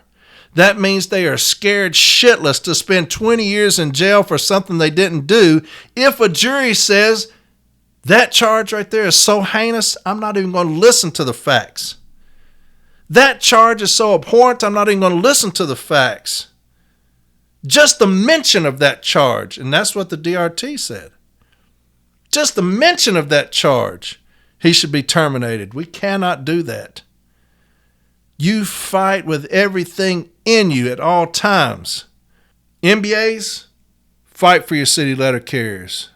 I hate that I have to get on here and teach y'all how to fight, but y'all don't know how to. You're too fucking lazy. You're too fucking lazy. If you spent half the time fighting for the city letter carrier as you did fighting for your bitch-ass president, we would be in great shape down here on the workroom floor. But we're not. We're not because y'all are cowardly. Y'all refuse to think outside the box.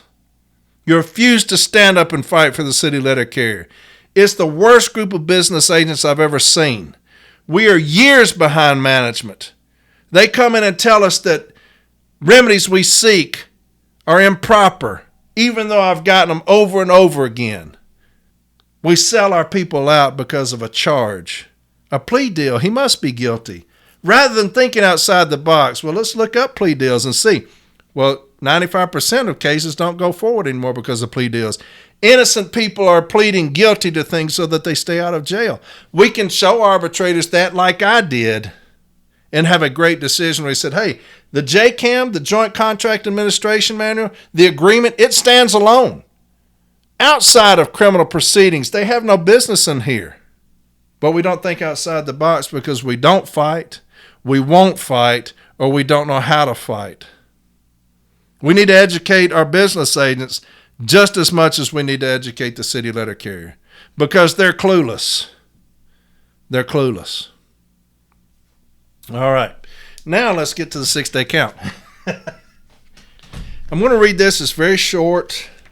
I mean, it'll take a little while, and I always read it. It's the NALC Route Inspection Pocket Handbook, and I love this thing. It is absolutely wonderful. I'm going to read this really quickly, and then I'm going to get into what we're going to do the next few weeks. So let's read through this Route Inspection Pocket Handbook. Like I said, I love this thing. It's very beneficial. And then we'll be done with it. And it's already an hour and 45 minutes. So, all right. It says how to contact your steward. Tell your supervisor that you're requesting time to talk to your shop steward. If asked, state the general nature of the problem. If your supervisor immediately authorizes such time, meet with your steward and provide the specifics of what has happened or has not happened. Write and sign a statement giving those specifics. Very important. If your supervisor does not immediately authorize time to see your steward, react accordingly. If your supervisor advises you when you will be given time and that scheduled time is reasonable, generally within 2 hours but no later than the next day, make a note giving details. I'll read that again. If your supervisor does not immediately authorize time to see your steward, react accordingly. If your supervisor advises you when you'll be given time and that scheduled time is reasonable, generally within 2 hours but no later than the next day, make a note giving details. So if you say on Monday, 6-day count, I need to see my steward, and they say, well, you can see them Saturday after this 6-day count. Make sure you make a notation of that, and we'll grieve that, okay, that they didn't allow you to see your steward. If your supervisor advises you when you will be given time and that scheduled time is not reasonable, tell your supervisor that you also want to see your shop steward regarding that scheduled time. Make notes as above. If your supervisor does not respond to your request for time to see your shop steward, let your steward know at break or lunch, or if necessary, make contact after work. Make notes regarding the details of your conversation with your supervisor. It is essential that your steward be advised in a timely manner. A short explanation of how a route evaluation is determined. In order to adjust a route, management must first evaluate the time of the route using the procedures in Chapter 2 of the M39 Handbook.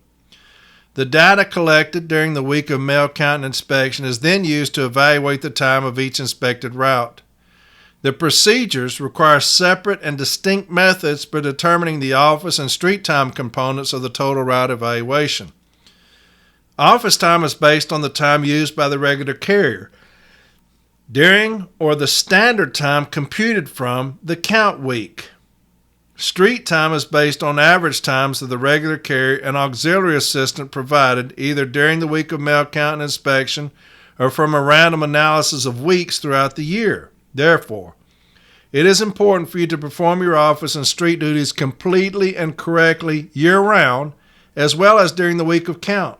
Your route will not be fairly evaluated if you're intimidated into shortening your breaks or lunch, skipping comfort stops, or disregarding safety rules. It is also important that all street auxiliary assistants throughout the year be recorded on Form 3996 and a copy secured by the carrier. Now, One of the things that we're dealing with a lot now and people are reaching out about is management's attack on us on the 3996 again. They're attacking us on the 3996, denying everything. I put in for 2 hours, they give me 20 minutes.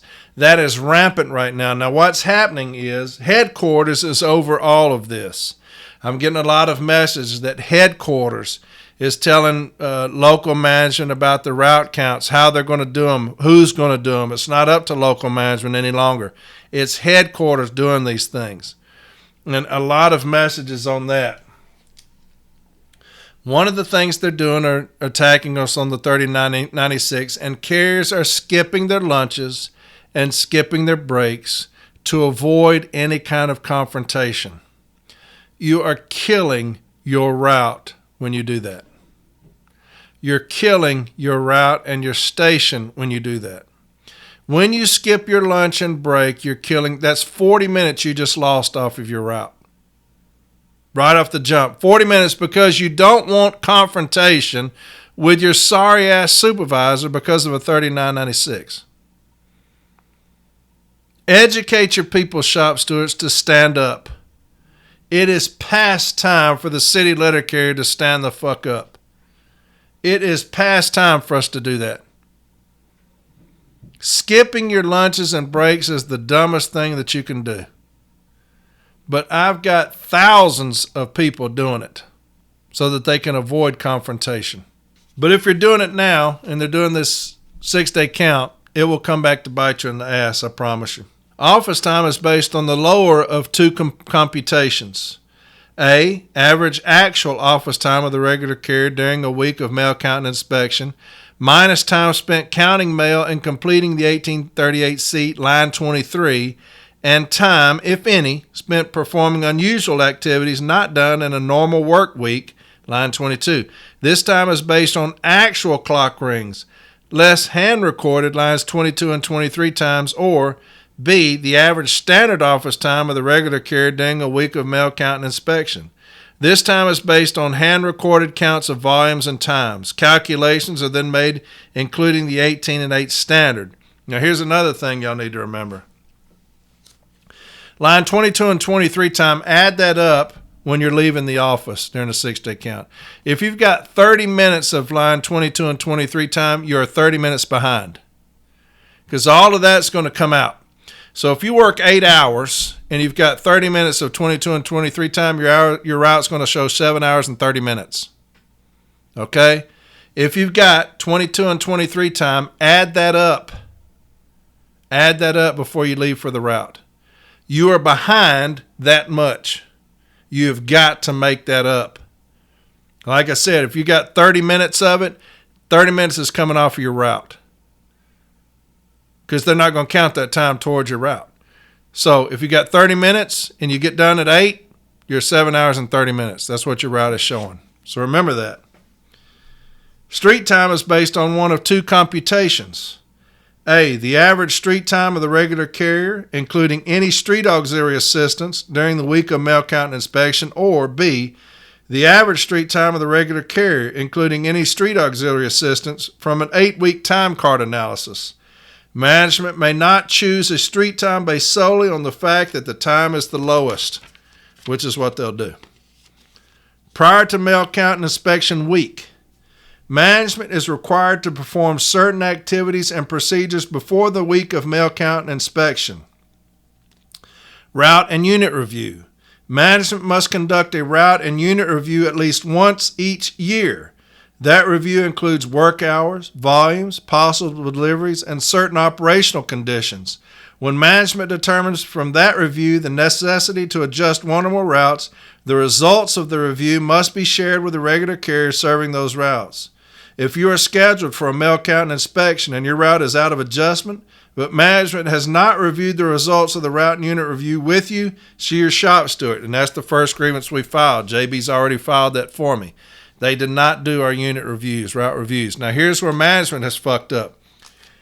I told y'all they've been in Dallas preparing for these 6-day counts before these memos had expired. They had all their people down there preparing them for these 6-day counts. We've been under TRAP, So what has management not done during TRAP? They have not done these unit route reviews with us. They have not sat down with us and told us anything about our route when you talk about these things that they're saying. Work hours, volumes, possible deliveries, and certain operational conditions. They've not done these things because we've been under TRAP. But they're so anxious to take our routes. I told you that somebody that is very high up told me they're planning on getting all the routes that they lost during TRAP. They're getting those back during the 6-day counts in the fall.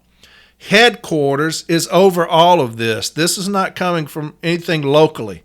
Headquarters is looking at DSR, and they're deciding, here's the stations we're going to go into and take routes out. Now, one of the things JB's going to do, they're saying that they're going to take 4 routes out of Belmead, my station.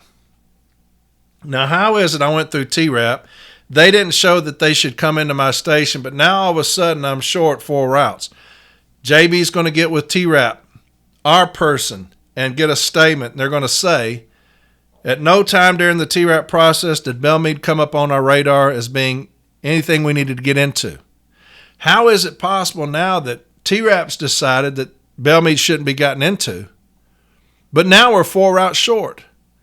It's because headquarters is looking at DSR, something that is not in M39 Section 2. DSR is not in there, and they're telling them they want these routes out. They're going to take whatever they want.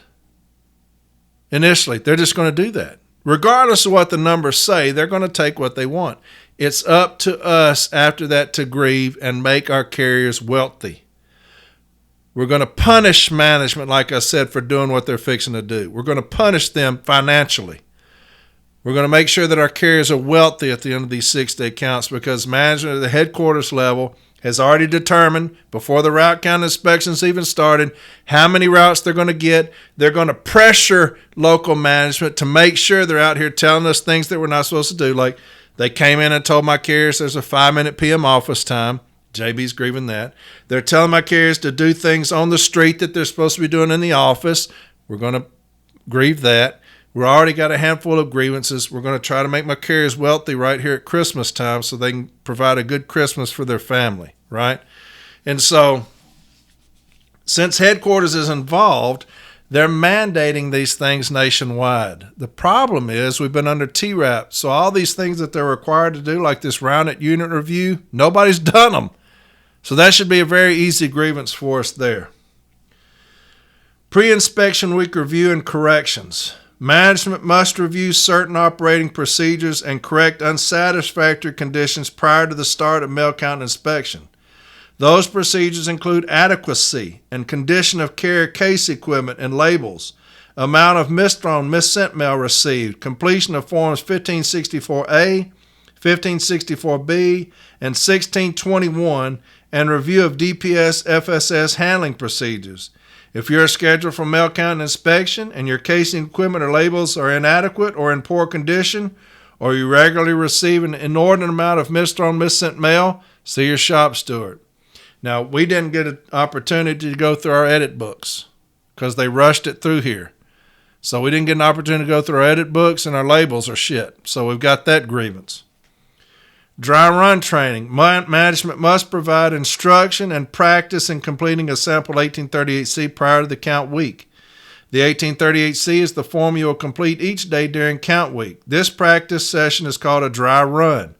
All carriers in the unit must receive this training. The dry run must be completed within 21 days of the start of the count.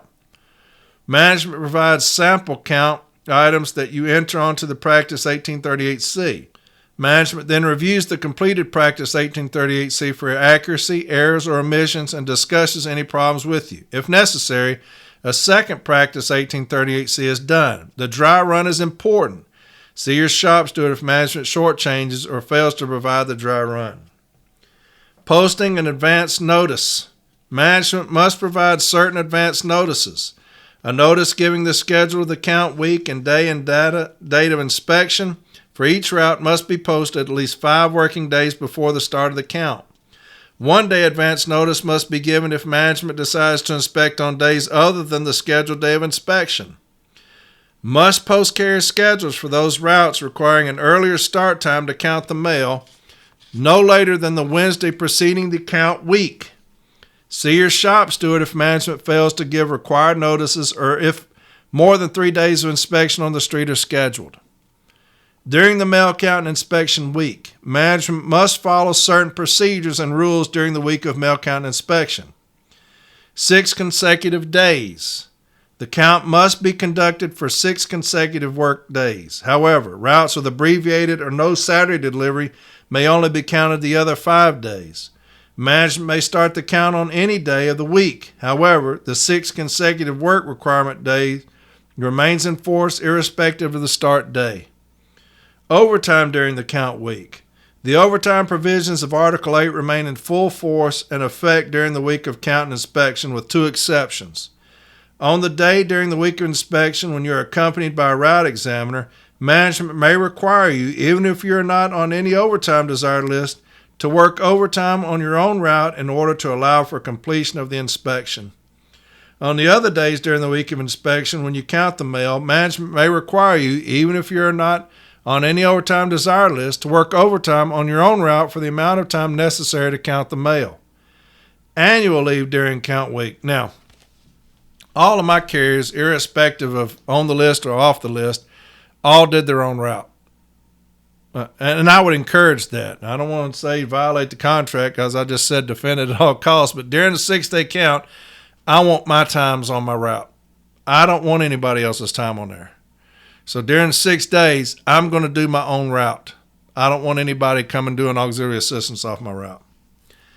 Annual leave during count week. While management may block out vacation time under certain circumstances, all advance commitments for annual leave must be honored. Operational changes. Operational changes affecting entire units should be placed in effect no later than the dry run. They should remain in effect through the count week and thereafter until conditions require further modifications. There should be no changes to normal distribution procedures or clerk schedules during the count week. The normal cutoff time for distribution should be observed. All mail must be delivered each day. All mail distributed to your route up to the normal established cutoff time must be delivered every day of the count week.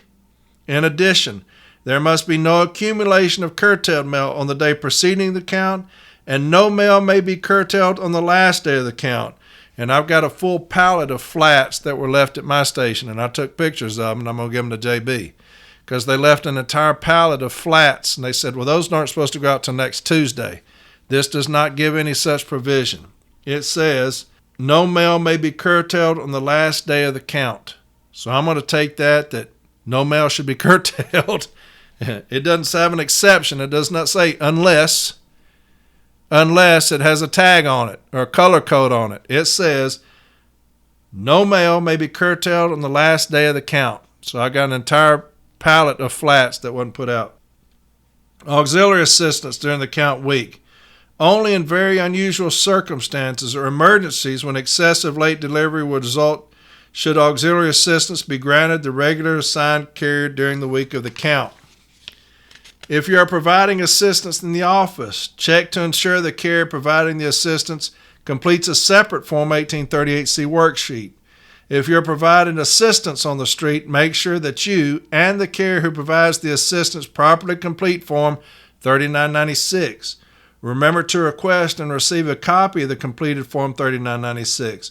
Proper completion of these forms is critical for an accurate evaluation of your route. Form 1838C. Each day of the count, except for the day of the inspection, you will complete a Form 1838C. On the day of the inspection, the examiner completes the Form 1838C. Management must discuss any problems or errors made on Form 1838C with you as soon as possible to avoid continuing errors. All carriers, including carrier technicians and substitutes, are required to complete the Form 1838C. You count the actual number of pieces of different types of mail and record those volumes in the appropriate spaces on the Form 1838C. You also count time duration spent performing various duties in the office and record the beginning times, ending times, elapsed times, and activities performed in the designated spaces on the Form 1838C. These are known as line item entries. You may have more line item entries than will fit on the designated spaces on a single form. 1838C. In these cases, a second Form 1838C should be used to complete the line item entries. Form 1838C has separate spaces for AM entries and PM entries for recording mail counts. These actually mean before clock out to the street and after return from the street. Each day after the first day of the count, if you have not received it, you should request a copy of the prior day Form 1838C. If management does not provide it, see your shop steward. Recording times on Form 1838C. Form 1838C contains spaces for recording some actual time clock rings as well as some hand-recorded time entries. The time clock rings include start time, out to street, back from street, and end time. They are normally made using a mechanical time clock. These time clock rings are recorded in hundredths of an hour. Thus, a 7:30 a.m. clock ring end time will show at 7:50. The hand-recorded time entries are made to quantify and assess the amount of time spent doing activities other than casing and pulling down your route. These hand-recorded times are entered into minutes. Thus, a 7:30 a.m. entry will show as 7:30. Recording line item entries on Form 1838C. No line item entries are made for time casing mail, pulling down mail, marking up mail, processing changes of address, or for personnel time. Other required work functions such as vehicle check, processing accountables, withdrawal of mail, breaks, and so on are assigned line items numbers. Line item entries include the beginning and ending time of each activity performed and duration. And in the case of line 21 and 22, a brief explanation of the activity performed. Line 14, accountable mail. All time spent retrieving, signing for, and processing accountable mail such as registered, certified, COD, customs, and postage due must be measured and recorded as line 14. All time spent returning undeliverable accountable mail, receipts, and funds is also recorded as line 14. As is time taken to fill out the name or address for identification purposes on Form 3849 and to case the form as a reminder. No explanations in the comments section for Form 1838C of line 14 entries are required. And that's what management took from us when they put the certifieds in the DPS. I know that Mr. Caref said that that's not a grievance. Others have reached out and said, hey, with a new scanner, you can pull up the certifieds on the scanner in the office and you can fill out a form. They have taken time from us when they put certifieds in the DPS, and that was solely to take away from our office time. It's one of these metrics, our office time. What can they do to take from us in the office? Putting our accountables in the DPS is one of those things, and we failed to grieve it. Well, some of us. I know Eddie Davidson won the grievance. He's won several because he actually fought it. But you change the working conditions. We have always, and it says here, gone to an accountable cart, gotten the certified, looked at the certified, make sure that the certified is ours. If it's affordable piece, a CFS piece, we get credit for that in the office. Fill out the form, leave slip, put that into the certified letter, put that certified letter in our case. That time was taken from us with no fight. And so, unfortunately, the union has let us down on that. Line 15, withdrawal of mail. Time spent withdrawing mail must be measured and recorded as line 15. Withdrawing mail includes removing mail from trays, tubs, sacks, and so forth, cutting twine, plastic bands, etc., removing rubber bands and plastic wrap, travel to and from, and removal of mail from distribution cases, etc. No explanations in the comments section of Form 1838C of line 15 entries are required. On the day of inspection, you should be careful to ensure that the examiner has properly recorded all appropriate line 15 time on the Form 1838C. Now, here's another thing. When you're counting the mail, don't remove the strap. Don't remove the plastic. Tear it just enough where you can count the bundles and keep that on there. Why? Because you're going to get that time on line 15. When you're drawing mail, you're getting that strap time, cutting off the plastic, cutting off the straps, removing the rubber bands. Make sure on the day of inspection that whoever's the examiner does not remove the plastic from your bundles, does not remove the straps from your bundles, does not remove the rubber bands from your bundles. That's our time. If they did, make sure you request to see a shop steward. They're taking our time. We need that time. I told my carriers, I need every minute. It's all about minutes.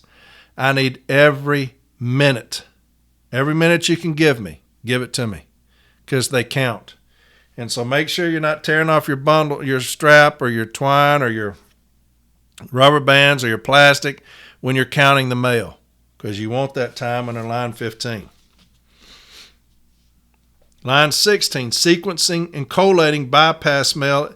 If you case sequence mail, you record the piece count on line 1 for letter size mail or line 2 for other size mail so that you receive full credit for casing and pulling it down. If sequence mail is not cased, you record the piece count on line 6.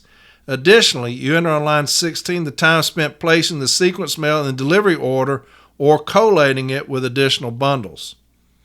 Line 17, actual pull down, strapping out time. Line 17 entries are not common. Line 17 entries are only made on those motorized curb live delivery routes where the majority of the case separations contain more than 2 addresses per separation. In these instances, the carrier records on line 17 the actual time used to place the mail in exact sequence of delivery. Line 18, break. If you take your AM break in the office, take it as normal. Record the daily office break, begin time, end time, and duration as line 18. No explanation of line 18 entries are required. Line 19, vehicle inspection. As usual, you should perform every point on the expanded vehicle inspection safety checklist. You are allowed to use the buddy system in a vehicle inspection where necessary. For example, to check the brake lights, record the begin time, end time, and duration as line 19. No explanation of line 19 entries are required. Now, when we were doing our dry run, the guy doing a dry run, I know him very well. I had him in arbitration as a witness, and he failed them miserably. He's management's person. The big $500,000 case we won, he was their expert witness, and he was a disaster. But what he does is when he's doing the dry run, he says, now here's the vehicle inspection. So, and this is just an example. So from 7 to 7:03, you'll put down vehicle inspection. I was saying, well, what if your vehicle inspection takes 10 minutes? Oh, you can put 10 minutes down. But what he's trying to do in your mind, he's trying to use a little reverse psychology or however you want to call it, saying 7 to 7:03 is vehicle inspection, 3 minutes. That's how I take it because I don't trust anybody. So I told my carriers, if you're doing the expanded vehicle checklist, it should take you a lot longer than 3 minutes. And so make sure that you're doing the expanded vehicle safety checklist. Make sure you're doing the buddy system and get every minute you can because it's all about minutes, right? Line 20, personnel needs time.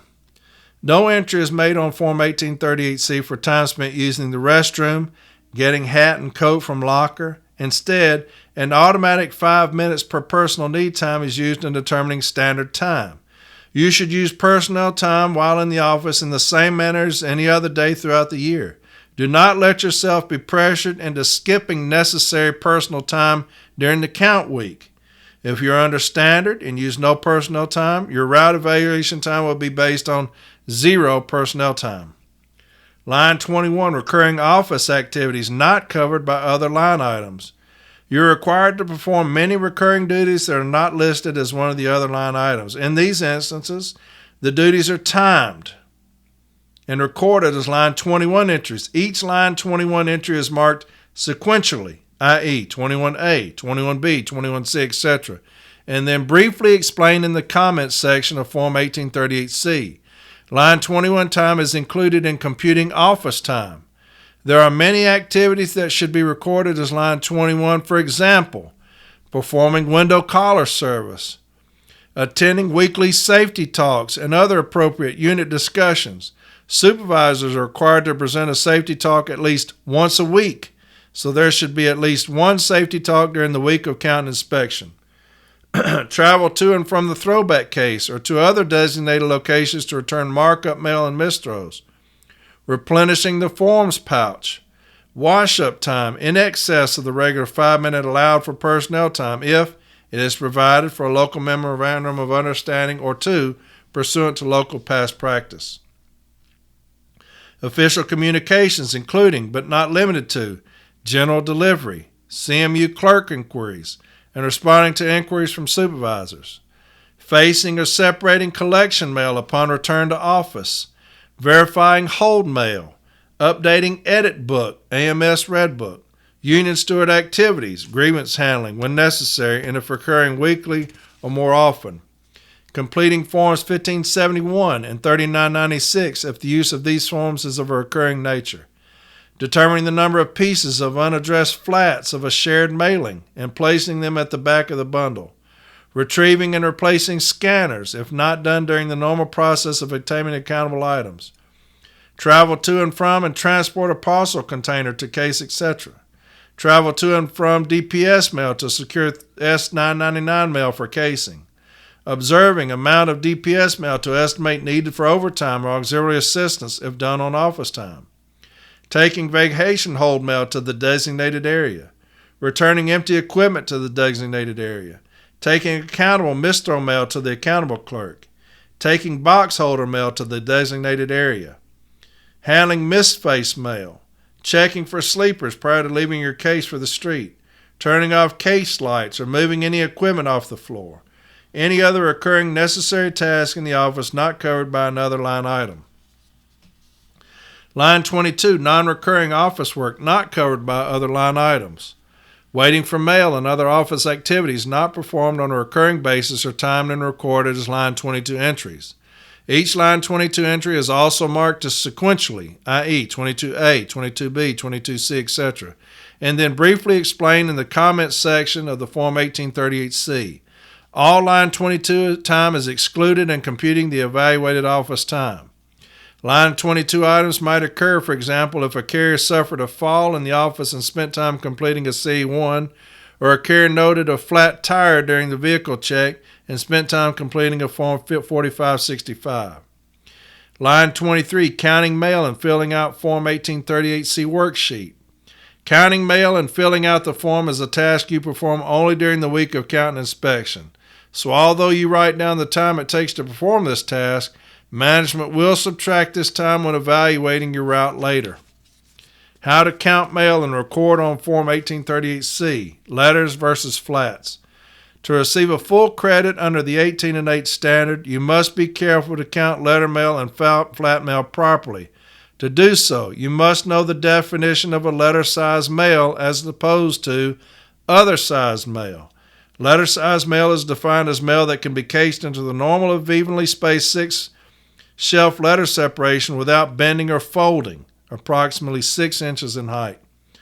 Other size mail, sometimes referred to as flats, is all mail that does not fit the definition of letter size mail except parcel, see below. Mail is counted as other size even if it is found in a tray of letter size mail. Similarly, items such as Reader's Digest, newspapers, rolls, flats, magazines, catalogs, small parcels, or coupon booklets are counted as other size mail regardless of how they are sorted or where they are found. Templates. Since most carriers no longer use 6-shelf cases, management is required to meet with the local union prior to the dry run to determine an efficient way to verify mail, e.g. a measuring strip on each case or use of a template as a reference point. The agreed upon method must be readily available for use. How to count mail. Generally, as you count a tray of letters, you turn each 100th letter on edge in the tray to facilitate the total count in the tray. You may also want to turn each piece in the tray that is larger than letter size. When you finish counting the pieces in the tray or trays at hand, you record the totals on lines 1 and 2 of Form 1838C. The spaces on lines 1 and 2 are large in order to accommodate multiple entries. Casing standards. Casing standards are 18 letters per minute and 8 flats per minute for route evaluation and adjustment purposes. A letter carrier may not be disciplined solely for failing to meet the 18 and 8 standard. No carrier shall be disciplined for failure to meet standards except in cases of unsatisfactory effort, which must be based on documented, unacceptable conduct that led to the carrier's failure to meet office standards. Definition of a parcel. A parcel is defined as a first or fourth class package over 2 pounds in weight and or larger than a shoebox. Marked up mail. Every piece of mail that the carrier is required to write on or mark on should be counted and entered into the carrier markup column for each type of mail on the Form 1838C. No time entry is made. Instead, you will automatically receive 1 minute for every 10 pieces to separate this mail and 1 minute for every 4 pieces to actually mark it up. There are many examples of marked up mail. 1. Endorse the top piece of each letter bundle and the top pieces of each flat bundle with an endorsement route number and initials for each of the following: attempted not known, no such number, insufficient address, return to sender, unclaimed, in dispute, unable to forward, return for postage, box closed no order, outside delivery limits. Undeliverable bulk business mail, UBBM, which is standard mail, A, not deliverable as addressed and is not endorsed electronic service requested, address service requested, forwarding service requested, return service requested, or change service requested. Endorse mail that is being held while the customer is temporarily away. Endorse each individual piece of mail with route number, endorsement, and initials for the following: occupant mail, electronic service requested, address service requested, forwarding service requested, return service requested, or change service requested, only addressed to vacant buildings. Mail addressed to customers who are temporarily away and retention period for whole mail has expired. Mail addressed to customers who are deceased and mail is not properly deliverable to another person. Mail which is refused. Mail for which there is no mail receptacle. Mail addressed to a vacant building or residence. 4. CFS mail, letters and flats. If required, endorse the top piece of the bundle of letters and the bundle of flats that go to the CFS with your initials and route number.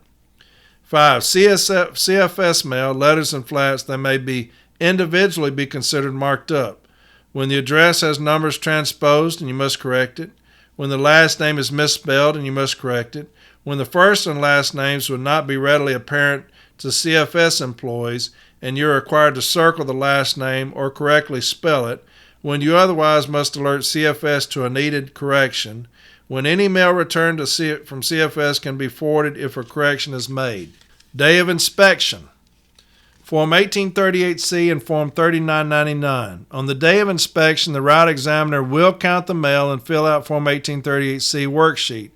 The examiner will also follow you on the street, completing a Form 3999. Verify the count. Upon request, you have a right to verify the inspector's count.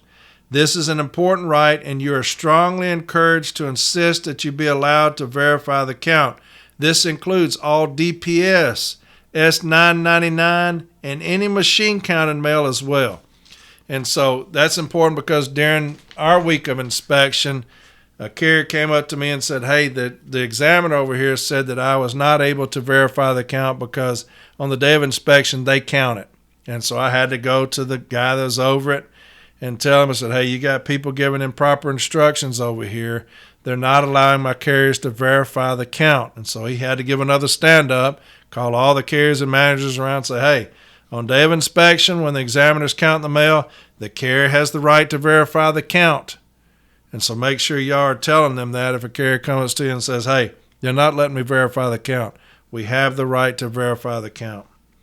Observe, not supervise. The examiner must act as an observer and not a supervisor. You should not be told to change the way you usually deliver your route. For example, if you are performing a dismount delivery, the examiner cannot instruct you to leave the vehicle running to save time. No standard pace, no setting the pace. NALC and the Postal Service have agreed that there is no standard or minimum street pace that a carrier is required to maintain. Do not allow yourself to be intimidated into speeding up on the day of inspection. The examiner may not set the pace for you, but should maintain a position to observe only. And so I had a guy that came out, and he was following another carrier. Now, this guy was a piece of shit, and he had worked at Belmead before, and we caught him stealing. He stole my son's stuff, matter of fact, his headphones and some other stuff, and we caught his ass, so they had to move him out. Well, he comes back for the 6-day count, and he goes out there, and he's reporting back to the MCSO every step that this girl is making. He made up some shit, and I proved that. I was able to investigate it and prove that he's making some shit up. But also, he was tailing this carrier within feet, his vehicle, kind of pushing her along the route. And one of the supervisors went out there and reported back and said, hey, he's dangerously close to this carrier. So I called the carrier. I said, hey, is this cat following you? She's like, he is right on my bumper. I said, if you feel unsafe, you go back and you take him back and you report it. So that's what she did. She went back and said, hey, don't feel safe with this guy. He's right on my bumper. And they sent the guy home. They said, hey, you're done here. You're gone. So make sure they do not set our pace, right? Don't push us. Don't walk 10 feet in front of us. They're trying to set our pace, right? No discussion of route evaluation or mail volume. The examiner may not discuss with you the mail volume or the evaluation of the route. Fingering mail. Do not finger mail when walking up or down steps or curves, when crossing streets, or at any time it would create a safety hazard to yourself or to the public. You must not finger mail while driving or hold mail in your hands while the vehicle is in motion. The examiner should not instruct you otherwise. Here's another thing. Last time we had a 6-day count, had a guy that was out on his route, and the examiner said, hey, pick up a handful of DPS, put it in your lap, and have that ready to go when you get to the box. He said, I'm not picking up the DPS. It's going to stay right there. I'm giving you a direct order. Pick that DPS, put it up in your lap. So he brought him back, and they took him off the team. So, and I tell my carriers, do not touch that mail in between boxes if you're on a mounted route. Put the mail in the box, take your vehicle out of neutral, put it into drive safely to the next box, reach over, look at each name, address, city, and zip on the piece. Here's the first piece. Here's the second piece. Here's the third piece. I'm verifying that mail before I put it in the box, which is a requirement. I'm looking at each piece. Get the DPS. I'm going to look at the flats. I can verify that again. We've already won that in a decision. Even though I cased it, I can look and make sure that I verify that flats, get those, put that in the box, take the vehicle out of neutral, put it in a drive, go up to the next box. Do not finger that mail in between boxes. Crossing lawns. You should cross lawns to deliver mail only if there is, in your opinion, no safety hazards such as a dog, slippery surface, snow, uneven terrain, or unusual obstacles, and only if there is no objection from the customer. During the route inspection, the examiner may not instruct you to cross lawns that you do not cross throughout the year.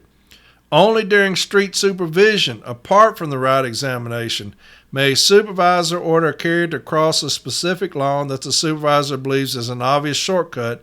Such an order, of course, would be subject to the grievance procedure.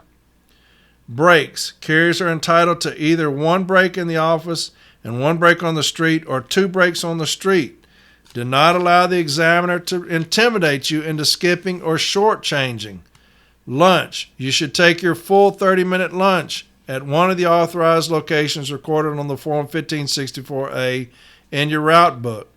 When leaving the route for lunch, lock the satchel contained under delivered, registered, and COD mail in the designated relay box or in the vehicle. Don't let the examiner intimidate you into skipping or shortchanging your lunch.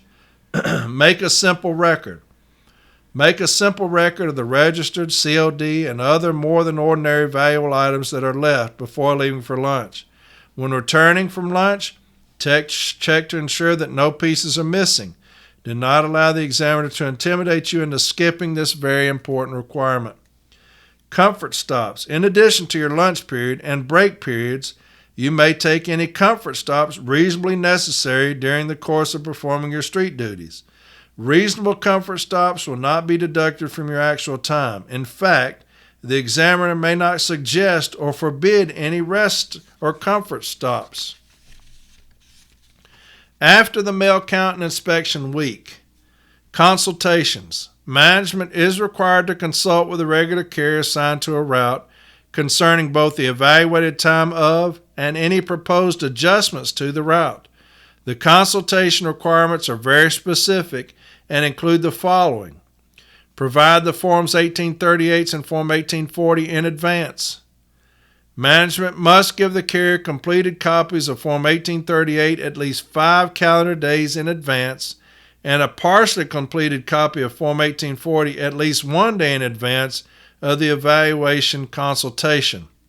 The Form 1840 must have the front side completed and the reverse side must include any proposed time disallowances and related comments. Discuss certain matters. At the evaluation consultation, management must discuss mail volume, the evaluation of the route, and proposed evaluated street time adjustments. If management proposes to adjust a route, management must hold an adjustment consultation and discuss the proposed relief or addition, the reasons for the proposed adjustment, whether the carrier agrees or disagrees, and the comments and recommendations of the carrier. Record your recommendations and comments. Management must enter the following on the 1840: your comments, your recommendations, whether you agree or disagree with the proposed adjustment, and the reasons for your disagreement. Refrain from requiring you to sign anything. Management is not allowed to require you to sign a statement during the consultation. Consult with you a second time. Management must hold a second consultation if adjustments are proposed. Consider your suggestions. Management is required to consider the suggestions from the carrier servicing the route. Permit notation by you of absence of documentation of street time disallowances. If management attempts to adjust your street time due to alleged improper practices, operational changes, or claimed abnormal conditions during the 8 weeks analysis, management must document it on the reverse of the 1840 and discuss it with you during the consultation regarding the route evaluation. If management fails to so document during the consultation, you have the right to note the absence of such documentation by writing a notation on the Form 1840 and initialing and dating it. Disallow street time adjustments if documentation is not provided to carrier. If you make a notation on the Form 1840, as noted above, about the absence of documentation supporting a management time disallowance, management has 1 week to supply such documentation to you. If management fails to do so within 1 week, the time adjustment shall be disallowed. Provide a completed copy of reverse Form 1840 promptly after consultation. Promptly after consultation, if the carrier requests that the reverse of his or her copy of Form 1840 be completed, the carrier must immediately give the copy to the manager for completion and return no later than 7 calendar days. You should make every effort to show your Forms 1838C, 1838, and 1840 to your NALC representative prior to the consultation. Your union representative can help identify any problems or mistakes on the forms. You will thereby be in a better position to protect your rights at the consultation. If you cannot obtain an NALC review in advance, don't panic. There will be time afterwards to address any problems.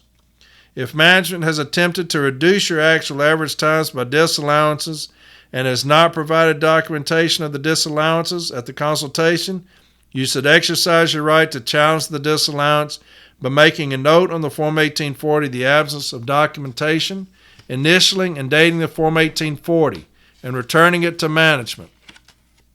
You should contact your steward for grievance investigation and processing if management violates any of the procedures explained above. And so there you have it. 2 hours and 33 minutes. I told you it was going to be long, but I had a lot of stuff to discuss. So continuing on with the 6-day counts, they're full bore. Management is in there getting it done. And so we're going to get ourselves ready, okay? And we're going to grieve all these things. We're going to punish management for what they're doing. Again, headquarters is trying to make a point. That's fine. We're waiting on them. we're going to be waiting on them, right? And we're going to grieve these things. If need be, we're going to take them to arbitration. We're going to get our carriers paid for what they're doing. Okay, they came out of TRAP. They got what they wanted out of TRAP. They got the ability to monitor us and track us.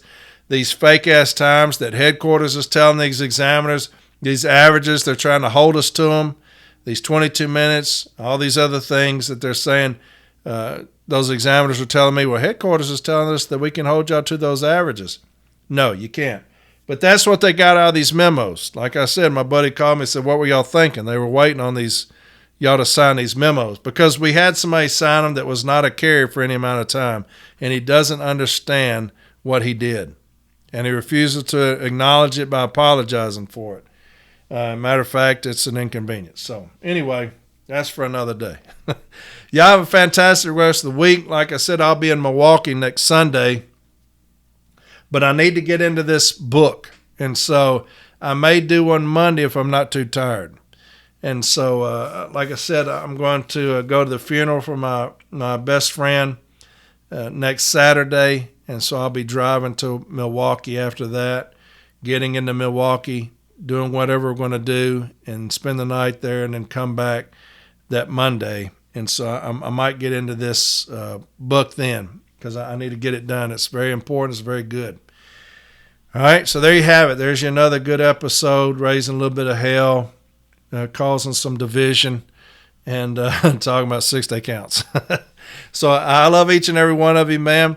City letter carriers, we're going to stand up, man. We're going to stand up. It's past time. We're going to do it. CCAs, you better stand up. You better stand up and be heard. There's a reckoning coming, and y'all are going to be at the forefront of this reckoning coming in 2026, okay? Because y'all are fixing to get shit on, and I'm sick and tired of that. So this reckoning that's coming in 2026 is the carriers standing the fuck up and dealing with things. The NALC has pissed on us too long. Management, they piss on us every day. You know, we've got rain gear for that. We're used to that, and we can fire them motherfuckers up in the grievance procedure. But the union has let us down. They've abandoned us, and they're pissing on us, right? We're going to let them be part of this reckoning coming in 2026, and it's coming. So y'all have a fantastic rest of the week. I love each and every one of you, man. I really do, and I enjoy getting on here, trying to help you out as much as I can. So I'll talk to y'all next Monday, all right?